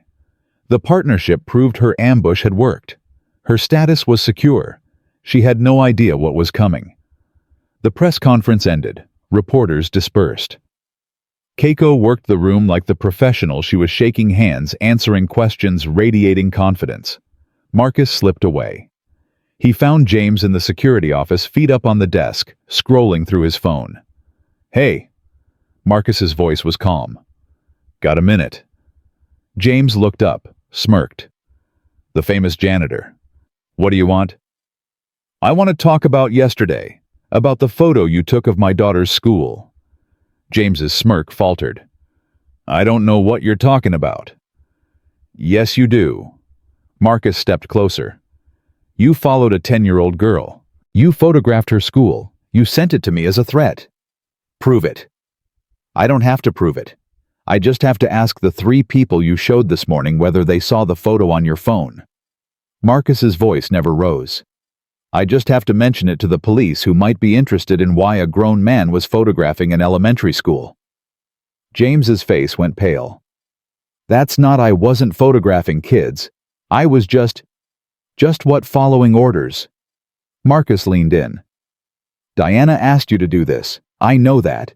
What I want to know is whether you're willing to lose your job, your reputation, and possibly your freedom to protect her. James was sweating now. She said it was just to scare you, make you back off. Nobody was going to hurt anyone. My daughter had nightmares for 6 months after her mother died. She's just starting to heal, just starting to speak again. Marcus's voice dropped. And you put fear back into her world. For what a promotion. James couldn't meet his eyes. I didn't think... No, you didn't. Marcus straightened. Here's what's going to happen. You're going to delete that photo. You're going to tell Diana you won't do her dirty work anymore. And you're going to pray I don't decide to press charges. And if I don't, then I'll make sure everyone knows what you did. Every staff member, every guest, every reporter who was in that ballroom 20 minutes ago. Marcus's voice hardened. The janitor who spoke Japanese is a feel-good story. The security guard who stalked a child is a career-ending scandal. Your choice. James stared at him for a long moment. Then slowly he pulled out his phone. Deleted the photo. Deleted the message thread. We're done, James muttered. Tell your billionaire friend to leave me alone. That depends entirely on you. Marcus turned toward the door. Stay away from my daughter. Stay away from me. And maybe this ends here. He walked out. In the hallway, Keiko was waiting. That was impressive, she said quietly. I expected you to hit him. I thought about it. What stopped you? Emily. Marcus exhaled slowly. She always said violence was just fear with fists. I'm done being afraid. Keiko nodded. Then you're ready for what comes next. What comes next? Diana. Keiko's eyes glittered. She just asked to meet with me, privately, in 30 minutes. She's going to try to take credit for the partnership. Obviously, but that's not what interests me. Keiko started walking. She's also going to try to eliminate you. She can't stand that you're part of this success. She'll frame it as concern for the hotel's image, but really she just wants you gone. And you're going to let her make that argument? I'm going to let her hang herself. Keiko smiled coldly. Sometimes the best weapon is simply rope and patience. The meeting took place in Diana's office. Marcus stood in the corner invisible again, but this time by choice. He watched as Diana welcomed Keiko with a smile that never reached her eyes. Ms. Tanaka, thank you for making time. Diana gestured to a leather chair. I know how busy you must be. I have a few minutes. Keiko sat with the elegance of a woman who owned rooms she entered. What did you want to discuss? The partnership, of course. I wanted to personally express how grateful we are for your trust. Diana's voice dripped with manufactured sincerity. This arrangement will transform the Royal Grand's position in the luxury market. I'm glad you're pleased. More than pleased, honored. Diana leaned forward. Which is why I want to discuss some refinements to the arrangement. Refinements. The liaison role you announced, Mr. Cole. Diana's smile tightened. With respect, I'm not sure he's the appropriate choice for such a high-profile position. And why is that? His background is irregular. A former academic who couldn't maintain his position. A maintenance worker with no hospitality experience. He's a lovely story, Ms. Tanaka, but stories don't run partnerships. Diana spread her hands. I have several highly qualified candidates who would better serve your needs. Keiko was quiet for a moment. I see. And this concern has nothing to do with the incident in the lobby or the dinner last night. Of course not. This is purely professional. Professional. Keiko repeated the word slowly. Like the photo someone took of Mr. Cole's daughter's school yesterday. Diana's composure cracked. I don't know what you're talking about. Really? Because James, your security guard, was quite talkative this morning, after some encouragement. The color drained from Diana's face. Whatever James said, he said you instructed him to follow a 10-year-old girl, to photograph her school, to send it to her father as intimidation. Keiko's voice never rose, but it cut like a scalpel. He said you promised him a promotion in exchange for threatening a child. That's a lie. James is unreliable. He's been disciplined multiple times. I have the original photo, Diana, with metadata that traces it to James's phone. I have text messages between James and you discussing the janitor problem. I have 3 witnesses who saw James showing off the photo this morning. Diana's mouth opened, closed. Her mask had shattered completely now, revealing the desperation underneath. Ms. Tanaka, please. This is all a misunderstanding. I never intended. What you intended doesn't matter. What you did matters. Keiko stood. You threatened a child, a grieving child who just started speaking again after 2 years of trauma. You tried to destroy a man whose only crime was showing more humanity in 15 seconds than you've shown in your entire career. Diana rose, her voice climbing. He's a janitor. He's nobody. He doesn't belong. He belongs wherever he chooses to belong. Keiko's voice cut through Diana's hysteria. That's something you never understood. Worth isn't measured by titles or uniforms. It's measured by how we treat people when we have nothing to gain. Diana's legs seemed to give out. She sank back into her chair, her face gray. What do you want? She whispered. I want your resignation, effective immediately. You can't. The board would never. The board will receive everything I have by end of business today. The photo, the texts, the witness statements. Keiko's voice softened, not with sympathy, but with finality. You have one chance to leave with some dignity intact. Take it. Diana stared at her. Then at Marcus, still standing silent in the corner. You, she hissed at him. You did this. You ruined everything. Marcus stepped forward. No. You did this to yourself. I just didn't look away. Something in Diana broke. Not dramatically, more like a slow deflation, a surrender that had been years in the making. Fine, she whispered. Fine, I'll resign. But you should know. She looked at Keiko. The partnership you announced, the board will cancel it the moment they find out what I've done. You'll lose everything you promised. Keiko smiled. There is no partnership. Diana blinked. What? I made it up this morning. There are no contracts, no agreements, no $200 million. I said what I said to draw you out, to make you overconfident, to give you enough rope to hang yourself. Diana's face twisted. You lied in front of cameras, in front of the press. I made a preliminary announcement of interest that my legal team will quietly walk back over the next few weeks. No harm done. Keiko moved toward the door. Except to you, of course. She paused, hand on the doorknob.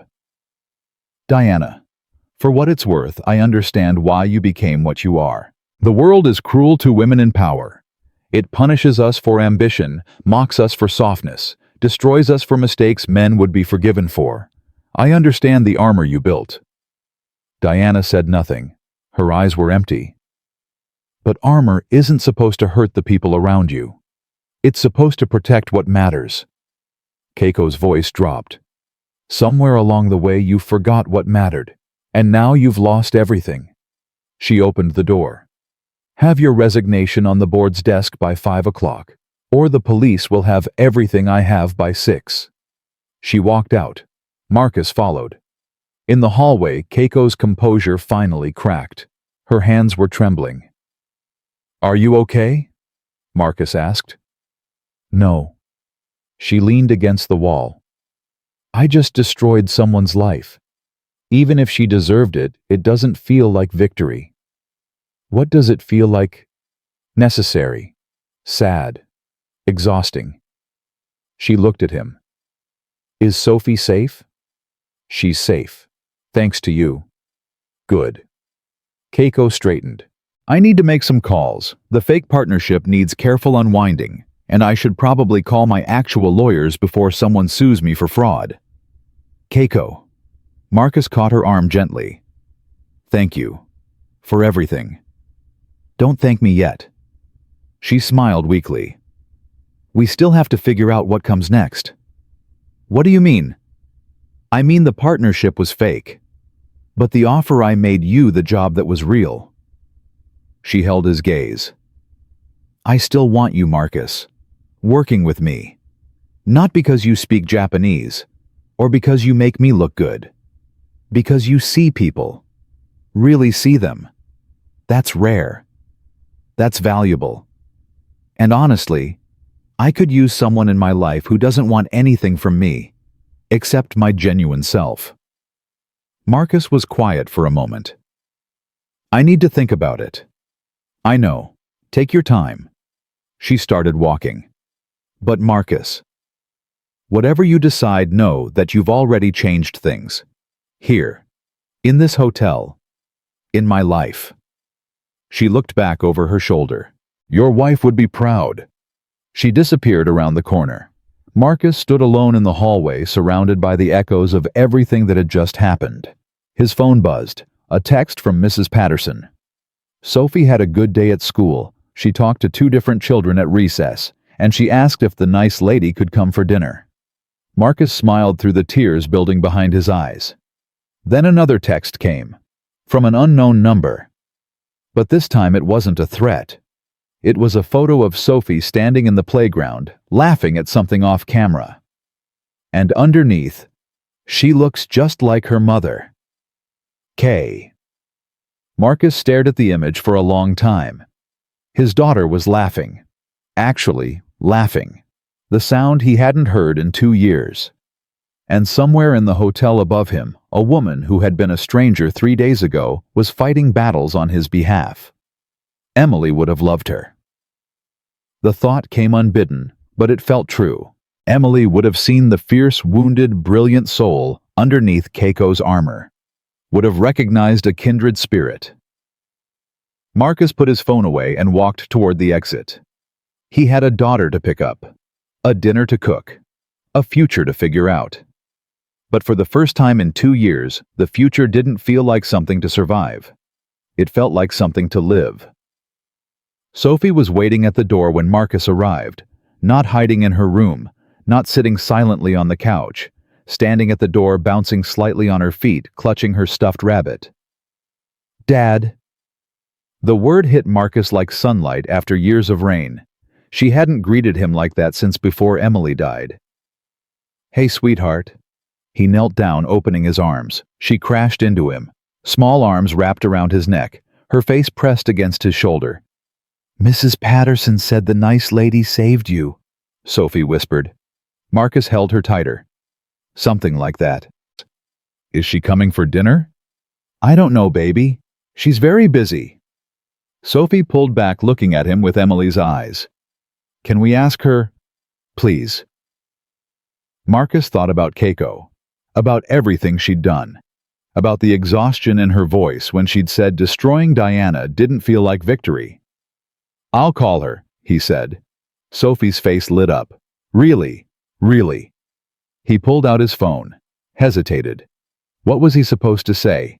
Hey, I know you just ended a woman's career and unwound a fake $200 million partnership, but my 10-year-old wants you to come eat spaghetti.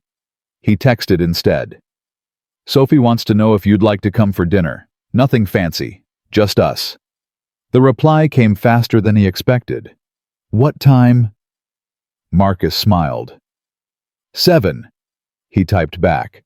I'll bring wine and something for Sophie. You don't have to. I want to. See you soon. Marcus put his phone away. Sophie was watching him with an intensity that reminded him so much of Emily it hurt. She's coming, he said. Sophie squealed and ran toward her room. I need to pick a dress. It's just dinner, sweetheart. It's important, she called back. The nice lady is important.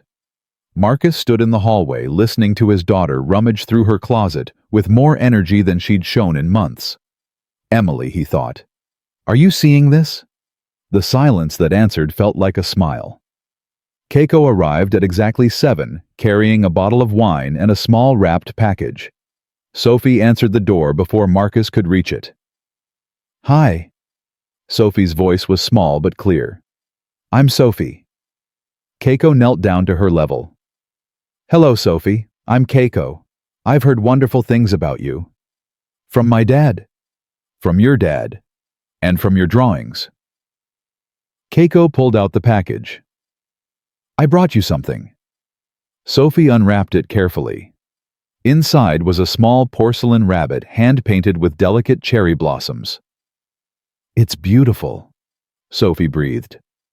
It's from Japan. My grandmother gave me one just like it when I was your age. Keiko's voice softened. She told me rabbits are symbols of hope. They jump toward the moon even when it seems impossible to reach. Sophie looked up. My mom loved the moon. I know. She told me once. Sophie's eyes widened. You knew my mom. Marcus stepped forward. Sophie, remember I told you about the nice lady, about how Mom helped her a long time ago?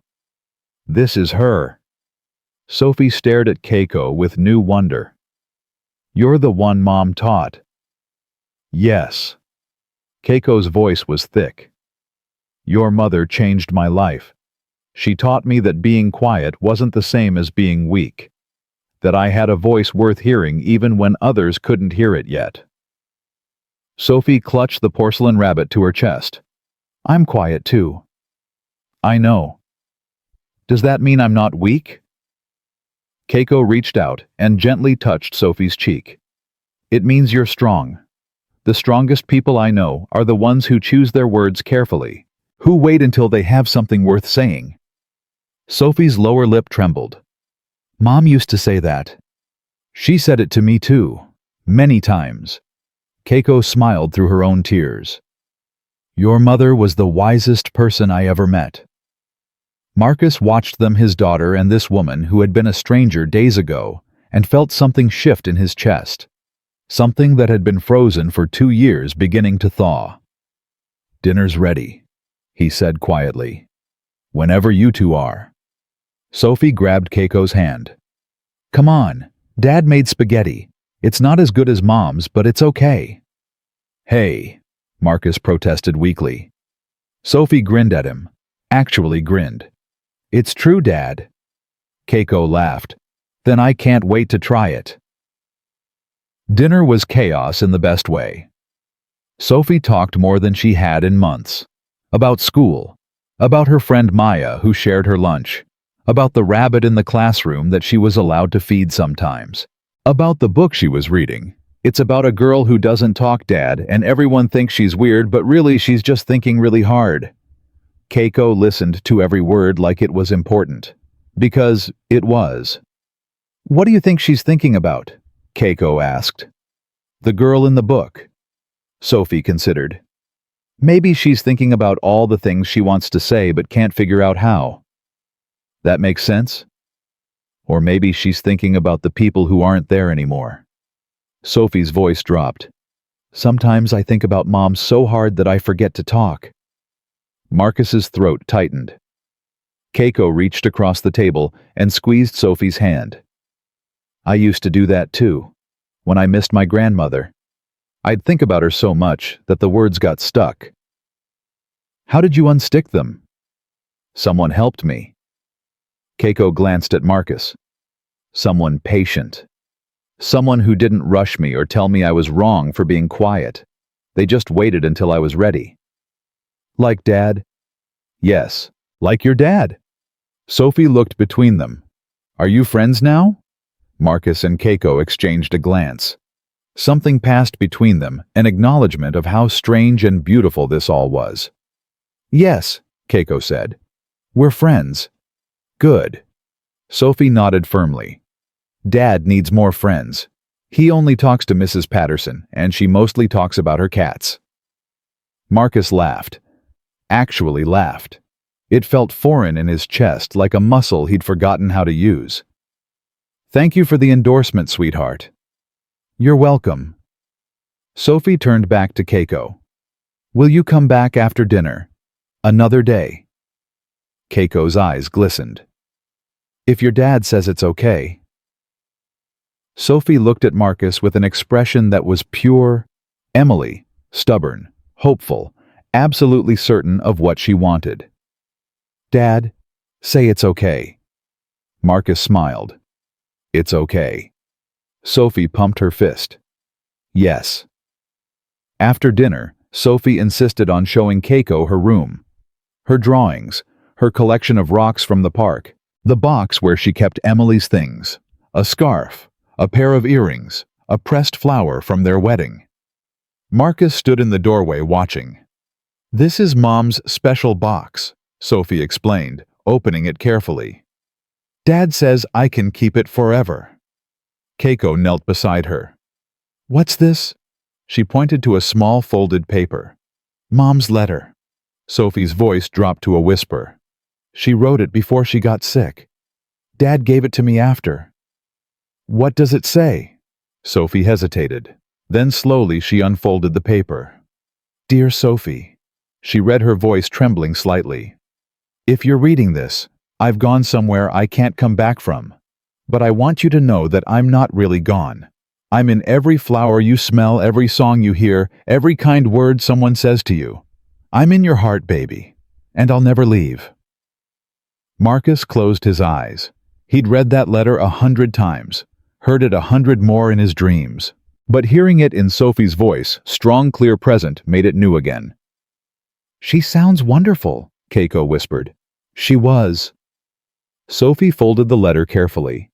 Dad cries when he reads it. That's because he loved her very much. Do you think he'll ever stop being sad? Keiko looked up at Marcus, still standing in the doorway. I think, she said slowly, that being sad and being happy can happen at the same time. You can miss someone forever and still find joy. That's not forgetting them, that's honoring them. Sophie considered this.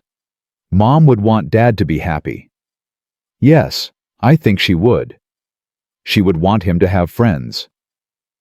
Sophie looked at Keiko with sudden intensity. Good friends, who make him laugh. Marcus coughed. Okay, sweetheart, I think it's time for bed. But Dad... Bed. Keiko will still be here in the morning. Sophie's eyes went wide. She's staying. Marcus's face reddened. I didn't mean, I just meant... Keiko laughed softly. How about this? I'll come back tomorrow for breakfast. How does that sound? Sophie bounced on her feet. Pancakes. Your dad's pancakes.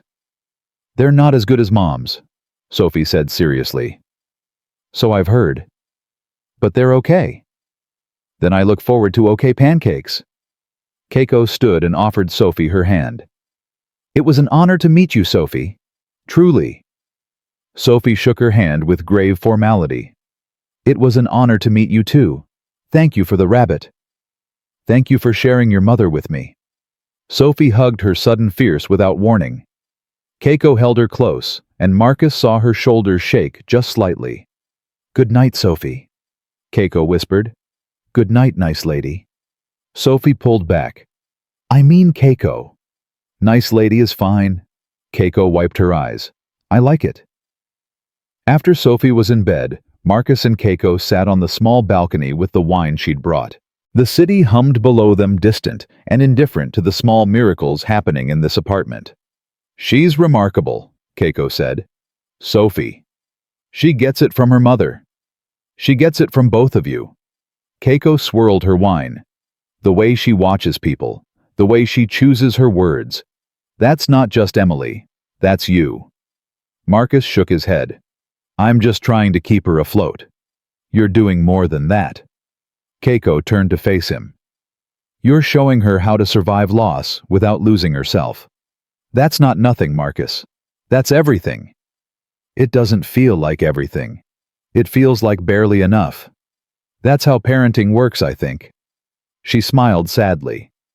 At least that's what my mother used to say before she left. Marcus looked at her. Your mother left. When I was 12, she couldn't handle my father's expectations, the pressure, The endless performance of being good enough. Keiko's voice was distant. She wrote me a letter too, but it wasn't like Emily's. It was excuses, explanations, reasons why she had to go. I'm sorry. Don't be. It taught me something important. Keiko met his eyes. It taught me that the people who stay are the ones who matter, the ones who show up day after day even when it's hard, even when they don't feel like enough. Like Emily. Like Emily. Like you. She paused. Like I'm trying to be. Marcus was quiet for a long moment. The job offer, he finally said. Is it still real? Yes. What would it actually involve? Keiko set down her wine. I want to create a new division, cultural communication, teaching my executives how to actually listen to people from different backgrounds instead of just expecting everyone to perform American corporate theater. And you want me to run it. I want you to design it, build it from the ground up, use everything you know about silence and communication and the spaces between words. Her voice intensified. Marcus, the business world is broken. Everyone talks, nobody listens. Deals fall apart because executives can't see past their own assumptions. I want to change that, and I think you're the person who can help me. That's a lot of faith in a janitor. That's a lot of faith in a professor who never stopped being brilliant just because he changed uniforms. Marcus stared at the city lights. I'd have to move. Sophie would have to change schools. You wouldn't have to move. I'm expanding our New York office. You could work here in the city, travel occasionally, but nothing that would take you from Sophie for long. And the pay. Keiko named a number. Marcus nearly dropped his wine. That's what you're worth, what your expertise is worth. She smiled. I don't lowball people I respect. I haven't worked in an office in 3 years. You haven't had a title in 3 years. You've never stopped working. Keiko leaned forward. Do you know what I saw when you served that kaiseki dinner? When you handled Diana? When you confronted James? A desperate man trying not to lose everything. A man who never forgot who he was, who used every skill, every instinct, every bit of knowledge he'd accumulated over a lifetime, not for recognition or money, but because it was the right thing to do. Her voice softened. That's rare, Marcus. That's precious. And I want it on my team. Marcus thought about Emily's chair still sitting empty at the kitchen table. About the drawings Sophie made of their family, always 3 figures, one of them in the sky. About the man he used to be and the man he'd become. Can I think about it? He asked. Of course. Take as long as you need. And if I say no? Keiko smiled. Then I'll respect your decision and continue being Sophie's nice lady anyway. This isn't contingent on anything, Marcus. You don't owe me. I feel like I do. You don't. Keiko stood setting her wine on the railing. Emily changed my life. You're her legacy. Helping Sophie, that's not charity. That's continuation. She moved toward the balcony door, then paused. Marcus. Yeah. For what it's worth, I think Emily would want you to say yes. Her voice wavered slightly. Not because of the money or the title, but because you deserve to be seen, really seen, the way you see everyone else. She went inside to get her coat. Marcus stayed on the balcony staring at the stars Sophie said her mother lived in now. What do you think, Em? He asked silently. Is this what you'd want? The wind picked up, carrying the distant sound of music from somewhere below, a melody Emily used to hum while she cooked. Marcus smiled. That felt like an answer. The next morning, Keiko arrived for pancakes as promised. Sophie supervised from her perch on the kitchen counter, offering commentary on Marcus's technique with the brutal honesty only a 10-year-old could provide. You're flipping too soon, Dad. I've been making pancakes for years. And they're always too flat. They're fluffy. They're flat. Keiko laughed, nursing her coffee at the small table. She has strong opinions. She gets that from Emily, too. Mom's pancakes were perfect, Sophie declared. Light and fluffy, And they had chocolate chips shaped like hearts. I don't have heart-shaped chocolate chips. I know, Sophie sighed dramatically. But I still love you. Marcus flipped a pancake. It was flat. Sophie gave him a look that said, I told you so. I made a decision, Marcus said, not looking at Keiko. Sophie perked up. About what? About Keiko's job offer. The kitchen went quiet. Even Sophie seemed to sense the weight of the moment. Marcus turned off the stove and faced them both. His daughter on the counter, his friend, his real friend at the table. I'm saying yes, he said. Sophie shrieked and jumped off the counter, running to hug him. Does this mean you won't smell like lemon cleaner anymore? Marcus laughed. Maybe. Sometimes. And you won't have to work at night. I'll work during the day, like other dads. And you'll be happy. Marcus looked at Keiko over his daughter's head. Yeah, sweetheart. I think I will be. Keiko's eyes were bright. Are you sure? I'm sure. Marcus squeezed Sophie, then released her. I've spent 3 years hiding, pretending I was less than I am because it was safer, because being invisible meant not getting hurt again. He moved toward Keiko, his voice strengthening. But you showed me something this week. You showed me that being seen isn't dangerous, that letting people know who you are, really know, can lead to connection instead of pain. He stopped in front of her. Emily wouldn't want me hiding forever, and Sophie deserves a father who stands in the light. Keiko stood. Then welcome to Nakamura Corporation, Mr. Cole. Marcus? Marcus. She extended her hand. He shook it. When do I start? Whenever you're ready. How about Monday? Keiko smiled. Monday works. Sophie inserted herself between them. Does this mean we're all friends now, like official friends? Official friends, Keiko confirmed. And you'll come to my birthday party. It's in 2 months. I want a cake shaped like a rabbit. I wouldn't miss it. And you'll tell me more stories about Mom, about when she taught you. Keiko's expression softened. I'll tell you every story I remember, I promise. Sophie hugged her fiercely. I'm glad you came to the hotel. I'm glad Dad found you. I'm glad too, Sophie. Keiko hugged her back. More glad than I can say. Marcus watched them, his daughter and this woman who had walked into their lives like an answer to a prayer he hadn't known he was praying. The apartment felt different somehow. Lighter. Warmer. Like something had shifted in its foundation, making room for hope. His phone buzzed. A text from Kevin. Diana's gone. Officially resigned this morning. Whole staff is talking about it. Some are scared. Most are relieved. Thought you should know. Marcus put the phone away. He'd deal with that world later. Right now, this moment, this impossible, beautiful moment was enough. Dad. Sophie's voice pulled him back. Yeah, sweetheart.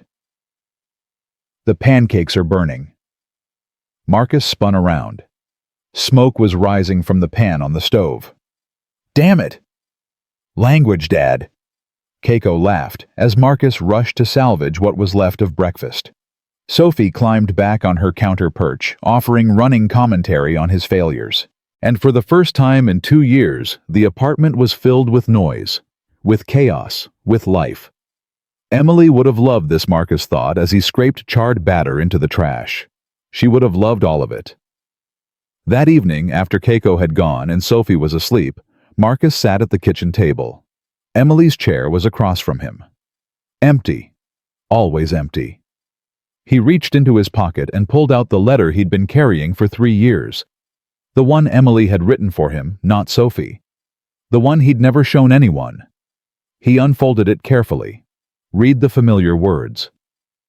Dear Marcus, if you're reading this, I've left before I was ready. I'm sorry. I wanted more time, more mornings with coffee, more nights watching Sophie sleep more, years growing old beside you. But if time has run out, I need you to know this. You were enough. You were always enough. Don't spend your life apologizing for who you are or hiding from people who might love you. Our daughter needs to see her father shine. So shine, my love. Shine for both of us. Forever yours, Emily. Marcus folded the letter, pressed it against his heart. I'm trying, Em, he whispered. I'm finally trying. Then he stood, pulled Emily's chair out from the table, and moved it beside his own. Not facing him anymore. Beside him, the way she'd always preferred to sit. Come on, he said to the empty room. Let's see what happens next. The apartment was quiet, but the silence didn't feel lonely anymore. It felt like company. 6 months passed like a river finding its course. Marcus walked into the Nakamura Corporation's New York office on a Monday morning in early spring, carrying coffee and a folder full of notes. The building was all glass and light, nothing like the dim corridors of the Royal Grand, where he'd spent 3 years disappearing into walls. Mr. Cole, the receptionist smiled at him. Ms. Tanaka is waiting in conference room A. Thank you, Sarah. He still wasn't used to it. The greetings, the respect, the way people said his name like it meant something. Keiko was standing by the window when he entered, her phone pressed to her ear. She held up one finger. Give me a minute, and continued her conversation in rapid Japanese. Marcus set down the coffee and spread his notes across the table. 6 months of work. 6 months of designing something that didn't exist before. The Cultural Bridge Initiative. It had started as a simple idea to teach executives to listen instead of just talk. But it had grown into something bigger. Training programs, workshop curricula, partnership agreements with universities in Tokyo, Seoul, Beijing. A whole division dedicated to the principle that understanding mattered more than winning. Keiko ended her call and turned to him. The Tokyo board approved the expansion. Full approval. Full approval. They want to pilot the program in 3 Asian offices by fall. She sat down across from him. You did this, Marcus. You built something that's going to change how we do business across continents. We did this. No. Keiko's voice was firm. I provided resources. You provided vision. Don't minimize what you've accomplished. Marcus looked at his notes. 6 months ago, he'd been mopping floors at 2 a.m. Now he was reshaping corporate culture for a multinational company. It still feels unreal, he admitted. That's because you spent 3 years convincing yourself you were invisible. Keiko leaned forward. You were never invisible, Marcus. You just forgot that being seen was safe. Sophie helped with that. Sophie helped with everything. Keiko smiled. How is she? She talked to her therapist yesterday. Full session. No prompting needed. Marcus's voice caught. She's telling stories now. About Emily. About things they did together. Things she couldn't say out loud for 2 years. That's wonderful. It is. He paused. She wants to know if you're coming to her birthday party. I told her I would. She wants confirmation. Daily confirmation, apparently. Marcus grinned. You've created a monster. A wonderful monster. Keiko stood moving toward the window. Marcus, there's something I need to tell you.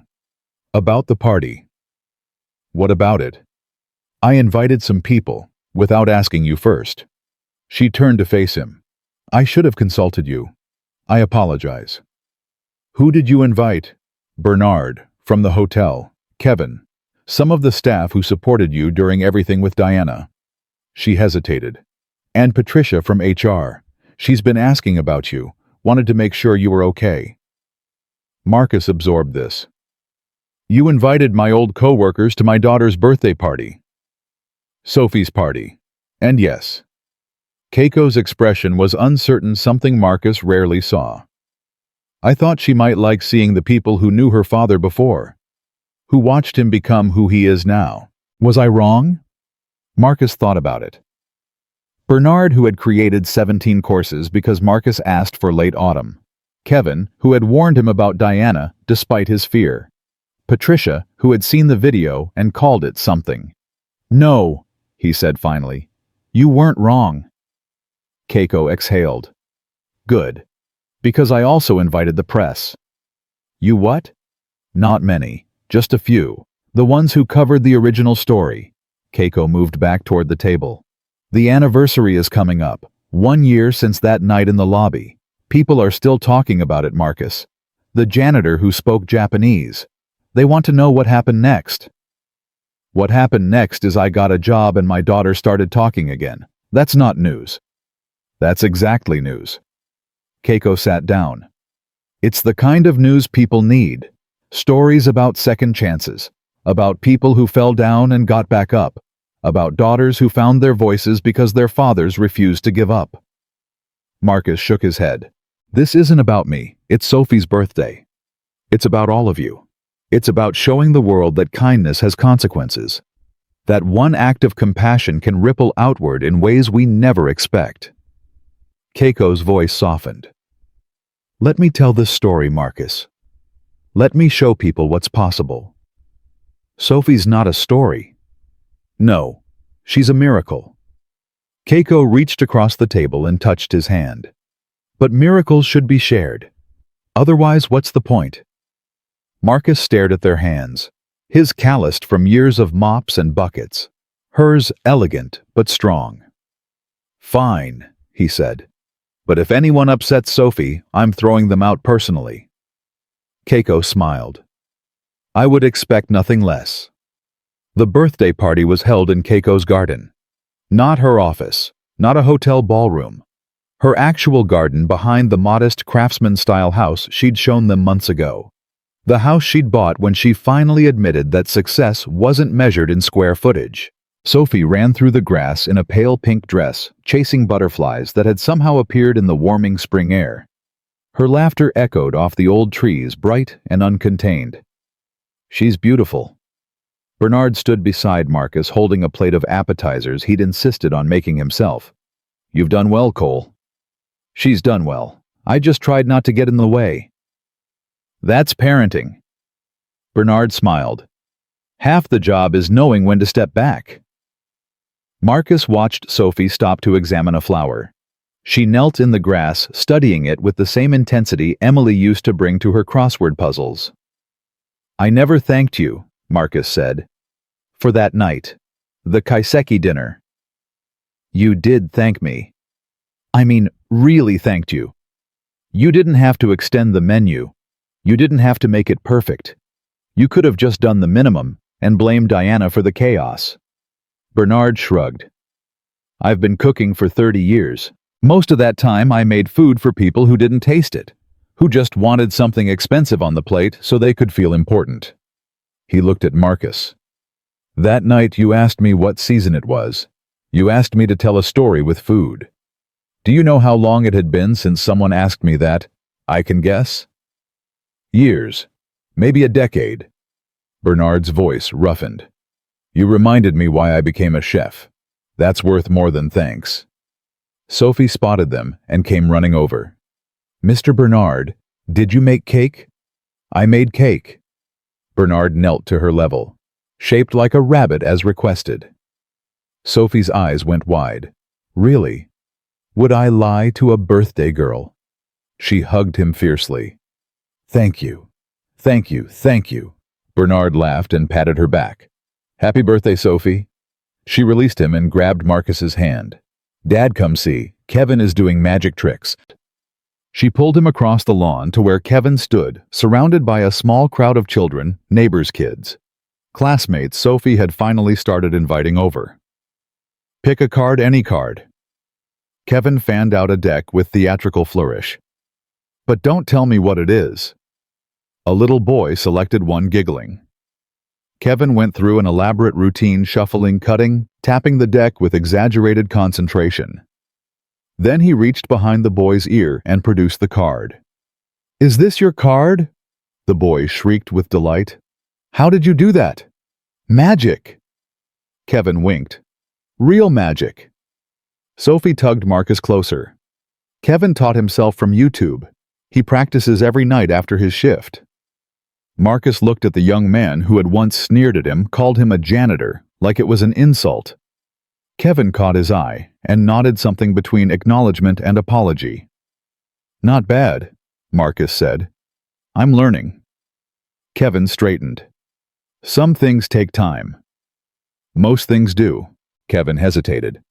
Mr. Cole, I wanted to say what happened at the hotel, how I treated you before everything. It's done, Kevin. But It's done. Marcus put a hand on his shoulder. We all have chapters we're not proud of. What matters is what we write next. Kevin's eyes glistened. You sound like a professor. I used to be one. I know. Kevin smiled shakily. I looked you up, after everything. Your publications, your research. He paused. You were kind of brilliant. You are brilliant. Kevin straightened. I just wanted you to know that I see it now. What you were hiding, what you gave up. Marcus nodded. Thank you, Kevin. Thank you for not giving up on people like me. Sophie pulled Marcus away before he could respond, dragging him toward the garden's edge, where Keiko stood talking to a woman with a camera. Dad, they want to take our picture. The reporter turned. Marcus recognized her. She'd covered the original story, written the article that had gone viral. Mr. Cole. She extended her hand. I'm Jennifer Walsh. We spoke briefly after the press conference last year. I remember. I was hoping to do a follow-up, a where are they now piece. She glanced at Sophie. If you're comfortable with that. Marcus looked at his daughter. Sophie, what do you think? Sophie considered seriously. Will it help other people? Jennifer blinked. I'm sorry. Dad says stories should help people. That's why he's working with Keiko, to help people understand each other better. Sophie tilted her head. Will your story help people? Jennifer crouched to Sophie's level. I hope so. I want to show people that things can get better. That even when life is really hard, there's hope. Then okay. Sophie nodded. But only if you include the part about the rabbit. The rabbit. The porcelain rabbit Keiko gave me.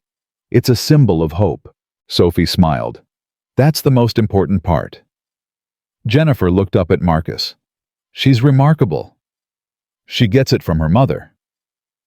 The interview was brief. Jennifer asked about the Cultural Bridge initiative, about Sophie's recovery, about what Marcus had learned in the year since that night in the lobby. He told her the truth, about hiding, about fear, about the moment he'd decided to step forward instead of staying invisible. What made you do it? Jennifer asked.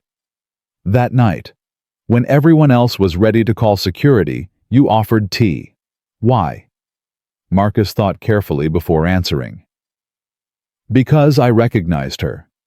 Not literally, I'd never met Keiko before. But I recognized what she was going through. Being dismissed. Being seen as less than human because you don't perform the way people expect. He paused. I spent 3 years being invisible. Choosing to disappear because it was safer than being seen and judged. And now I understand that being invisible was its own kind of death. You can't live fully if you're always hiding. You can't connect with people if you're terrified of being known. Jennifer scribbled notes. What would you say to other people who feel invisible, who feel like they've lost themselves? Marcus looked across the garden, at Sophie chasing butterflies, at Bernard arranging food with artistic precision, at Kevin making children laugh, at Keiko watching it all with tears in her eyes. I'd say that you're never as lost as you think you are, that the person you used to be is still in there waiting for permission to come out. His voice strengthened. And I'd say that sometimes the thing that saves you isn't some grand gesture. It's a cup of tea. It's a word spoken in kindness. It's showing up for someone when no one else will. That's beautiful. That's Emily. Marcus smiled. That's what my wife taught me. What she taught everyone she ever met. The interview ended. The cameras were put away, and the party continued as the sun began its slow descent. Sophie found Marcus sitting alone on a bench at the garden's edge. The sounds of laughter and conversation drifted from behind them. "Dad, hey sweetheart." "Having fun." "The best fun." She climbed onto the bench beside him. "This is the best birthday ever. Better than the one where Mom made the castle cake." Sophie was quiet for a moment. Different. Not better. Not worse. Just different. Marcus put his arm around her. "That's very wise." "I've been thinking a lot." Sophie leaned against him. "About Mom. About how she'd feel if she saw all this." "What do you think she'd feel?" "Happy." Sophie's voice was certain. "Happy that you're not sad all the time anymore. Happy that I have so many people who love me." She paused. "Happy that Keiko found us." "You think so?" "I know so." Sophie looked up at him. "Mom used to say that love doesn't run out, that you can love someone new and still love the people who are gone. She said, hearts are like gardens, there's always room for more flowers." Marcus's throat tightened. "She told you that?" "The night before she got sick. I couldn't sleep, and she came into my room and we talked for a long time about all kinds of things." Sophie's voice dropped. "I forgot that conversation for a long time. It was too hard to remember, but lately, it keeps coming back." What else did she say? Sophie thought. She said that you were the bravest person she'd ever met. That you pretended to be ordinary, but you were actually extraordinary. She said she hoped I'd understand that someday. Marcus couldn't speak. "Do you think she was right?" Sophie asked. "Are you extraordinary?" He managed to find his voice. "I think I'm just a man who got lucky. Lucky to have your mom. Lucky to have you. Lucky to have people who believe in me even when I don't believe in myself." That sounds like what Keiko says. "Keiko is pretty smart." Sophie nodded seriously. "I think Mom sent her to us." "You do." "Think about it, Dad. Mom taught Keiko when she was young, and then years later Keiko came to the hotel where you worked. And you helped her, and she helped us." Sophie's eyes were bright. "That's not just luck. That's Mom making sure we'd be okay." Marcus thought about Emily's letter, about the words she'd written before she knew she was running out of time. "Shine, my love. Shine for both of us." "Maybe you're right," he whispered. "I'm always right." Sophie grinned. "I get that from Mom, too." Marcus laughed and pulled her close. "Yes, you do." They sat together watching the sun paint the sky in shades of orange and pink. The party sounds faded into background music. "Dad." "Yeah, sweetheart. Are you going to marry Keiko?" Marcus choked on nothing. "What?" "Are you going to marry her because I think you should?" Sophie's tone was matter-of-fact. "She looks at you the way Mom used to, and you smile more when she's around." "Sophie, it's complicated." "Why is it complicated? You like her. She likes you. She likes me. We all like each other." Sophie shrugged. "That's how families work." "We've only known her for 6 months." "You knew Mom for 6 months before you asked her to marry you." "She told me that story." Marcus didn't have a response. His daughter had somehow accumulated wisdom far beyond her years. "I'm not saying tomorrow," Sophie continued. "I'm just saying you should think about it. Mom would want you to be happy, and Keiko makes you happy." She looked up at him. "Doesn't she?" Marcus thought about Keiko. About the way she'd fought for him without asking for anything in return. About the way she looked at Sophie like she was precious. About the late-night conversations they'd had over the past 6 months, about work, about life, about loss, about hope. "Yes," he admitted, "she does." "Then think about it." Sophie stood up. "Now come on, Mr. Bernard says it's time for cake." She ran back toward the party. Marcus sat for a moment longer watching her go. Then he stood and followed. The rabbit cake was spectacular. Bernard had outdone himself. Layers of white frosting, chocolate ears, a fondant lotus flower nestled beside it, a touch no one had asked for, but everyone understood. Sophie blew out her candles. Everyone cheered. Kevin did another magic trick. Patricia from HR cried quietly in the corner and pretended she wasn't. "Speech," someone called. Sophie climbed onto a chair. "Okay, I have a speech." Marcus started to protest, but Keiko touched his arm. "Let her." Sophie looked out at the gathered crowd. Her voice was small but steady. "When my mom died, I stopped talking. I thought if I was quiet enough, maybe she'd come back. Maybe the world would realize it made a mistake and fix everything." She paused. "But the world doesn't work that way." The garden went silent. I was really sad for a really long time. And my dad was sad too. We were sad together, but we couldn't talk about it. The words just got stuck. Sophie's eyes found Marcus. But then something happened. Dad met someone who needed help. And even though he was sad, even though he was tired, even though everyone told him to stay invisible, he helped her anyway. Keiko wiped her eyes. "And that's when I understood something," Sophie continued. "Being sad doesn't mean you can't help people. Being broken doesn't mean you can't be kind. Sometimes the people who are hurting the most are the ones who give the most, because they know what it's like to need someone." Marcus felt tears sliding down his face. He didn't try to stop them.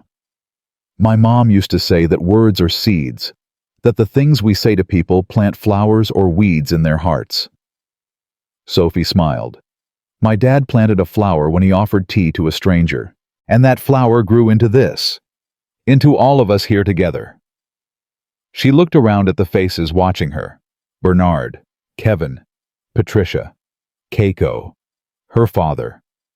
"I'm 11 today. My mom isn't here to see it, but I know she'd be proud. Not because I'm talking again, she'd love me even if I never said another word. She'd be proud because I finally understand what she was teaching me all along."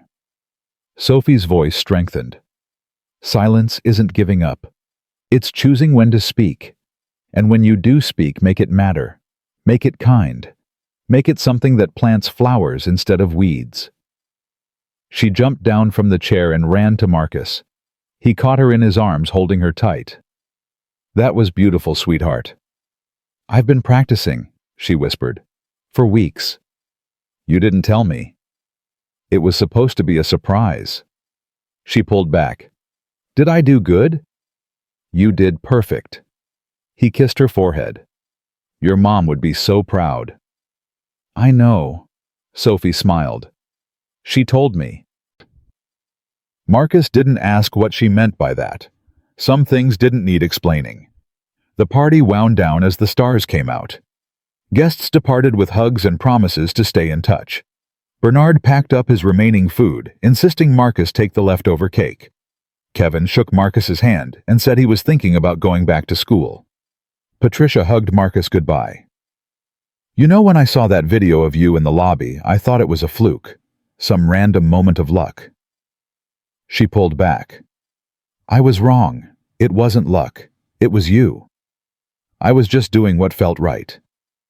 That's the point." She smiled. "Most people don't. Most people do what's safe, what's expected, what's easy. You did what was right. That's not nothing, Marcus. That's everything." She left. And then it was just Marcus, Sophie, and Keiko standing in the garden under a blanket of stars. Sophie yawned. "I'm tired." "Then let's get you to bed." Keiko knelt down. "Would you like me to carry you?" "I'm too big for that." "You're never too big for that." Sophie considered. Then she held up her arms. Keiko lifted her, easily settling Sophie against her shoulder. Sophie's eyes drifted closed almost immediately. They walked inside together through the quiet house to the small guest room Keiko had prepared months ago and never taken down. Marcus watched Keiko lay Sophie on the bed, remove her shoes, pull the blanket up to her chin. "Good night, birthday girl," Keiko whispered. Sophie murmured something unintelligible, then clearly, "Good night, Mom." Keiko froze. Marcus's heart stopped. Sophie's breathing evened out. She was asleep. Keiko stood slowly, her hand trembling slightly as she pressed it to her mouth. They walked into the hallway. Keiko leaned against the wall, tears streaming down her face. She called me. I know. I would never try to. I know. Marcus took her hands. Keiko, I know. She looked at him with something raw and vulnerable in her eyes. I don't want to replace Emily. I would never. You're not replacing anyone. Marcus's voice was steady. Emily is Sophie's mother. That will never change. But hearts are like gardens, remember. There's always room for more flowers. Keiko blinked. Sophie told you that? Emily told Sophie, and Sophie told me. He squeezed her hands. The same person who saved you with kindness, who planted that seed 20 years ago, she's still teaching us. Still showing us how to love. Keiko's tears fell faster. I don't know how to do this. There was never time for this. For family. For something real. Neither did I. I spent 3 years hiding because I thought being seen would destroy me. Marcus stepped closer. But you showed me different. You showed me that being known, really known, is the only thing that makes life worth living. Marcus, I'm not asking for anything. His voice was gentle. I'm just telling you what's true. You've become family. To me. To Sophie. And whatever happens next, whatever we become, I want you to know that you're not alone anymore. Keiko stared at him. Then slowly she leaned forward and pressed her forehead against his chest. Marcus wrapped his arms around her, held her while she cried, let her feel the solid reality of not being alone. They stood that way for a long time. Finally, Keiko pulled back. Her face was tear-streaked, but calm. Stay, she said. Tonight. Both of you. Don't go home to that empty apartment. Keiko.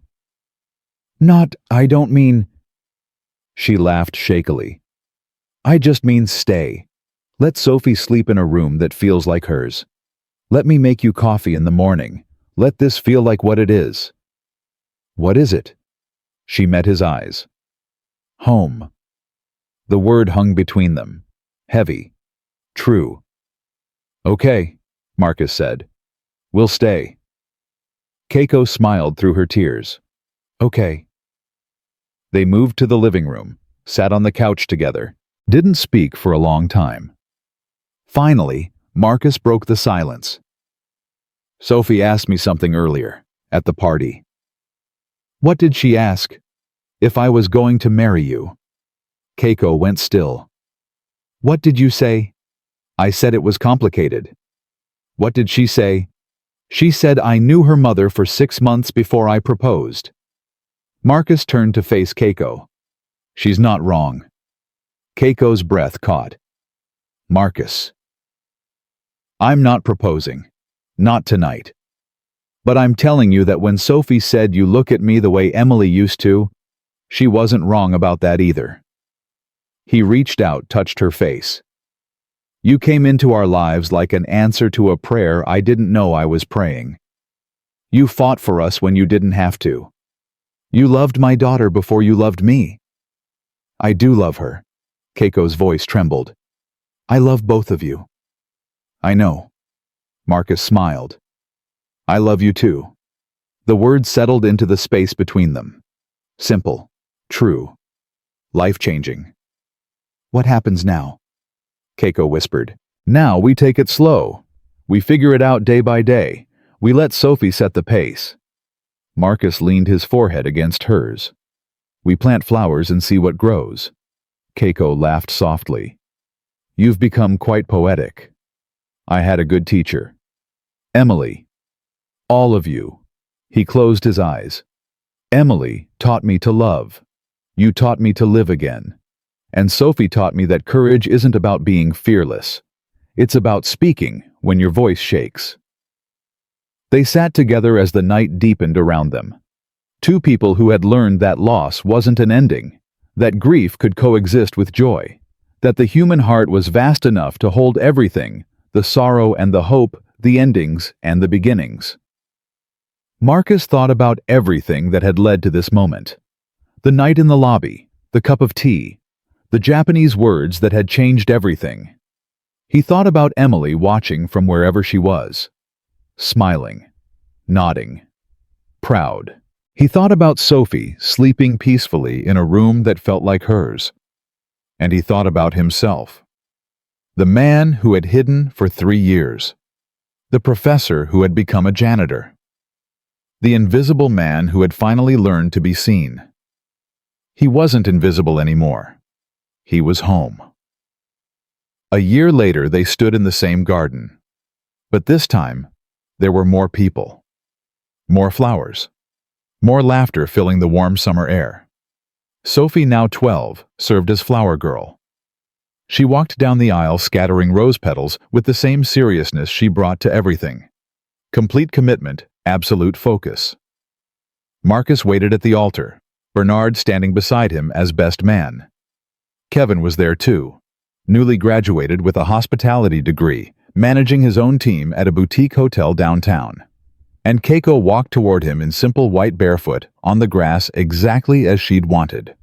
No designer gown, no $1,000 shoes. Just the woman he loved, her feet touching the earth, her eyes locked on his. The ceremony was brief. They'd written their own vows, but most of it was silence, meaningful silence, the kind Emily had taught them both to treasure. When the officiant pronounced them married, Sophie cheered louder than anyone. At the reception, Marcus found a quiet moment to slip away. He walked to the garden's edge to the bench where he'd sat with Sophie a year ago. He pulled out Emily's letter, the one he still carried everywhere. "We did it, Em," he whispered. "We found our way back to the light." He thought he felt something, a warmth on his cheek, like a hand pressed briefly against his skin. Then it was gone. Sophie found him there as she always did. "Dad, they're doing toasts." "I'll be right there." "Are you okay?" Marcus looked at his daughter, at the young woman she was becoming, at the voice she had found strong and clear and utterly her own. "I'm better than okay, sweetheart. I'm grateful." Sophie smiled. "Mom would be happy." "I know. She is happy. I can feel it." Sophie took his hand. "Come on. Keiko's waiting." They walked back to the party together, to the noise and the laughter and the life that had grown from a single act of kindness in a hotel lobby. Marcus looked around at the faces of everyone who had shown up for this moment. Bernard, Kevin, Patricia, colleagues from Nakamura Corporation, friends he'd made in the past year, family that had been chosen, not born. Keiko caught his eye from across the garden. She was laughing at something Bernard said, her face bright with joy. She raised her glass to him. He raised his back. And in that moment, Marcus Cole understood something he'd spent years failing to grasp. That life wasn't about avoiding loss. It wasn't about hiding from pain or playing small to stay safe. It was about showing up day after day with whatever you had left. It was about offering tea to strangers and speaking truth to power. It was about planting flowers in hearts, even when you weren't sure they'd grow. Emily had taught him that. Sophie had reminded him. And Keiko had proved it. He wasn't a janitor anymore. He wasn't invisible. He wasn't running from grief or hiding from the world. He was Marcus Cole, father, husband, teacher, friend. And he was finally fully exactly where he belonged. Some stories end with grand gestures and dramatic revelations. But the truest stories end quietly, with ordinary people discovering extraordinary truths. This story ends with a man standing in a garden, surrounded by love, grateful for every step of the journey that led him here. It ends with a daughter who found her voice, with a woman who learned to be seen, with a promise kept across years and silence, and with a simple truth that echoes louder than any words ever could. That kindness matters. That courage comes in quiet forms. That even in our darkest moments, we are never as lost as we believe. Sometimes all it takes is one person, one act, one cup of tea offered with genuine care. And sometimes that's enough to change everything.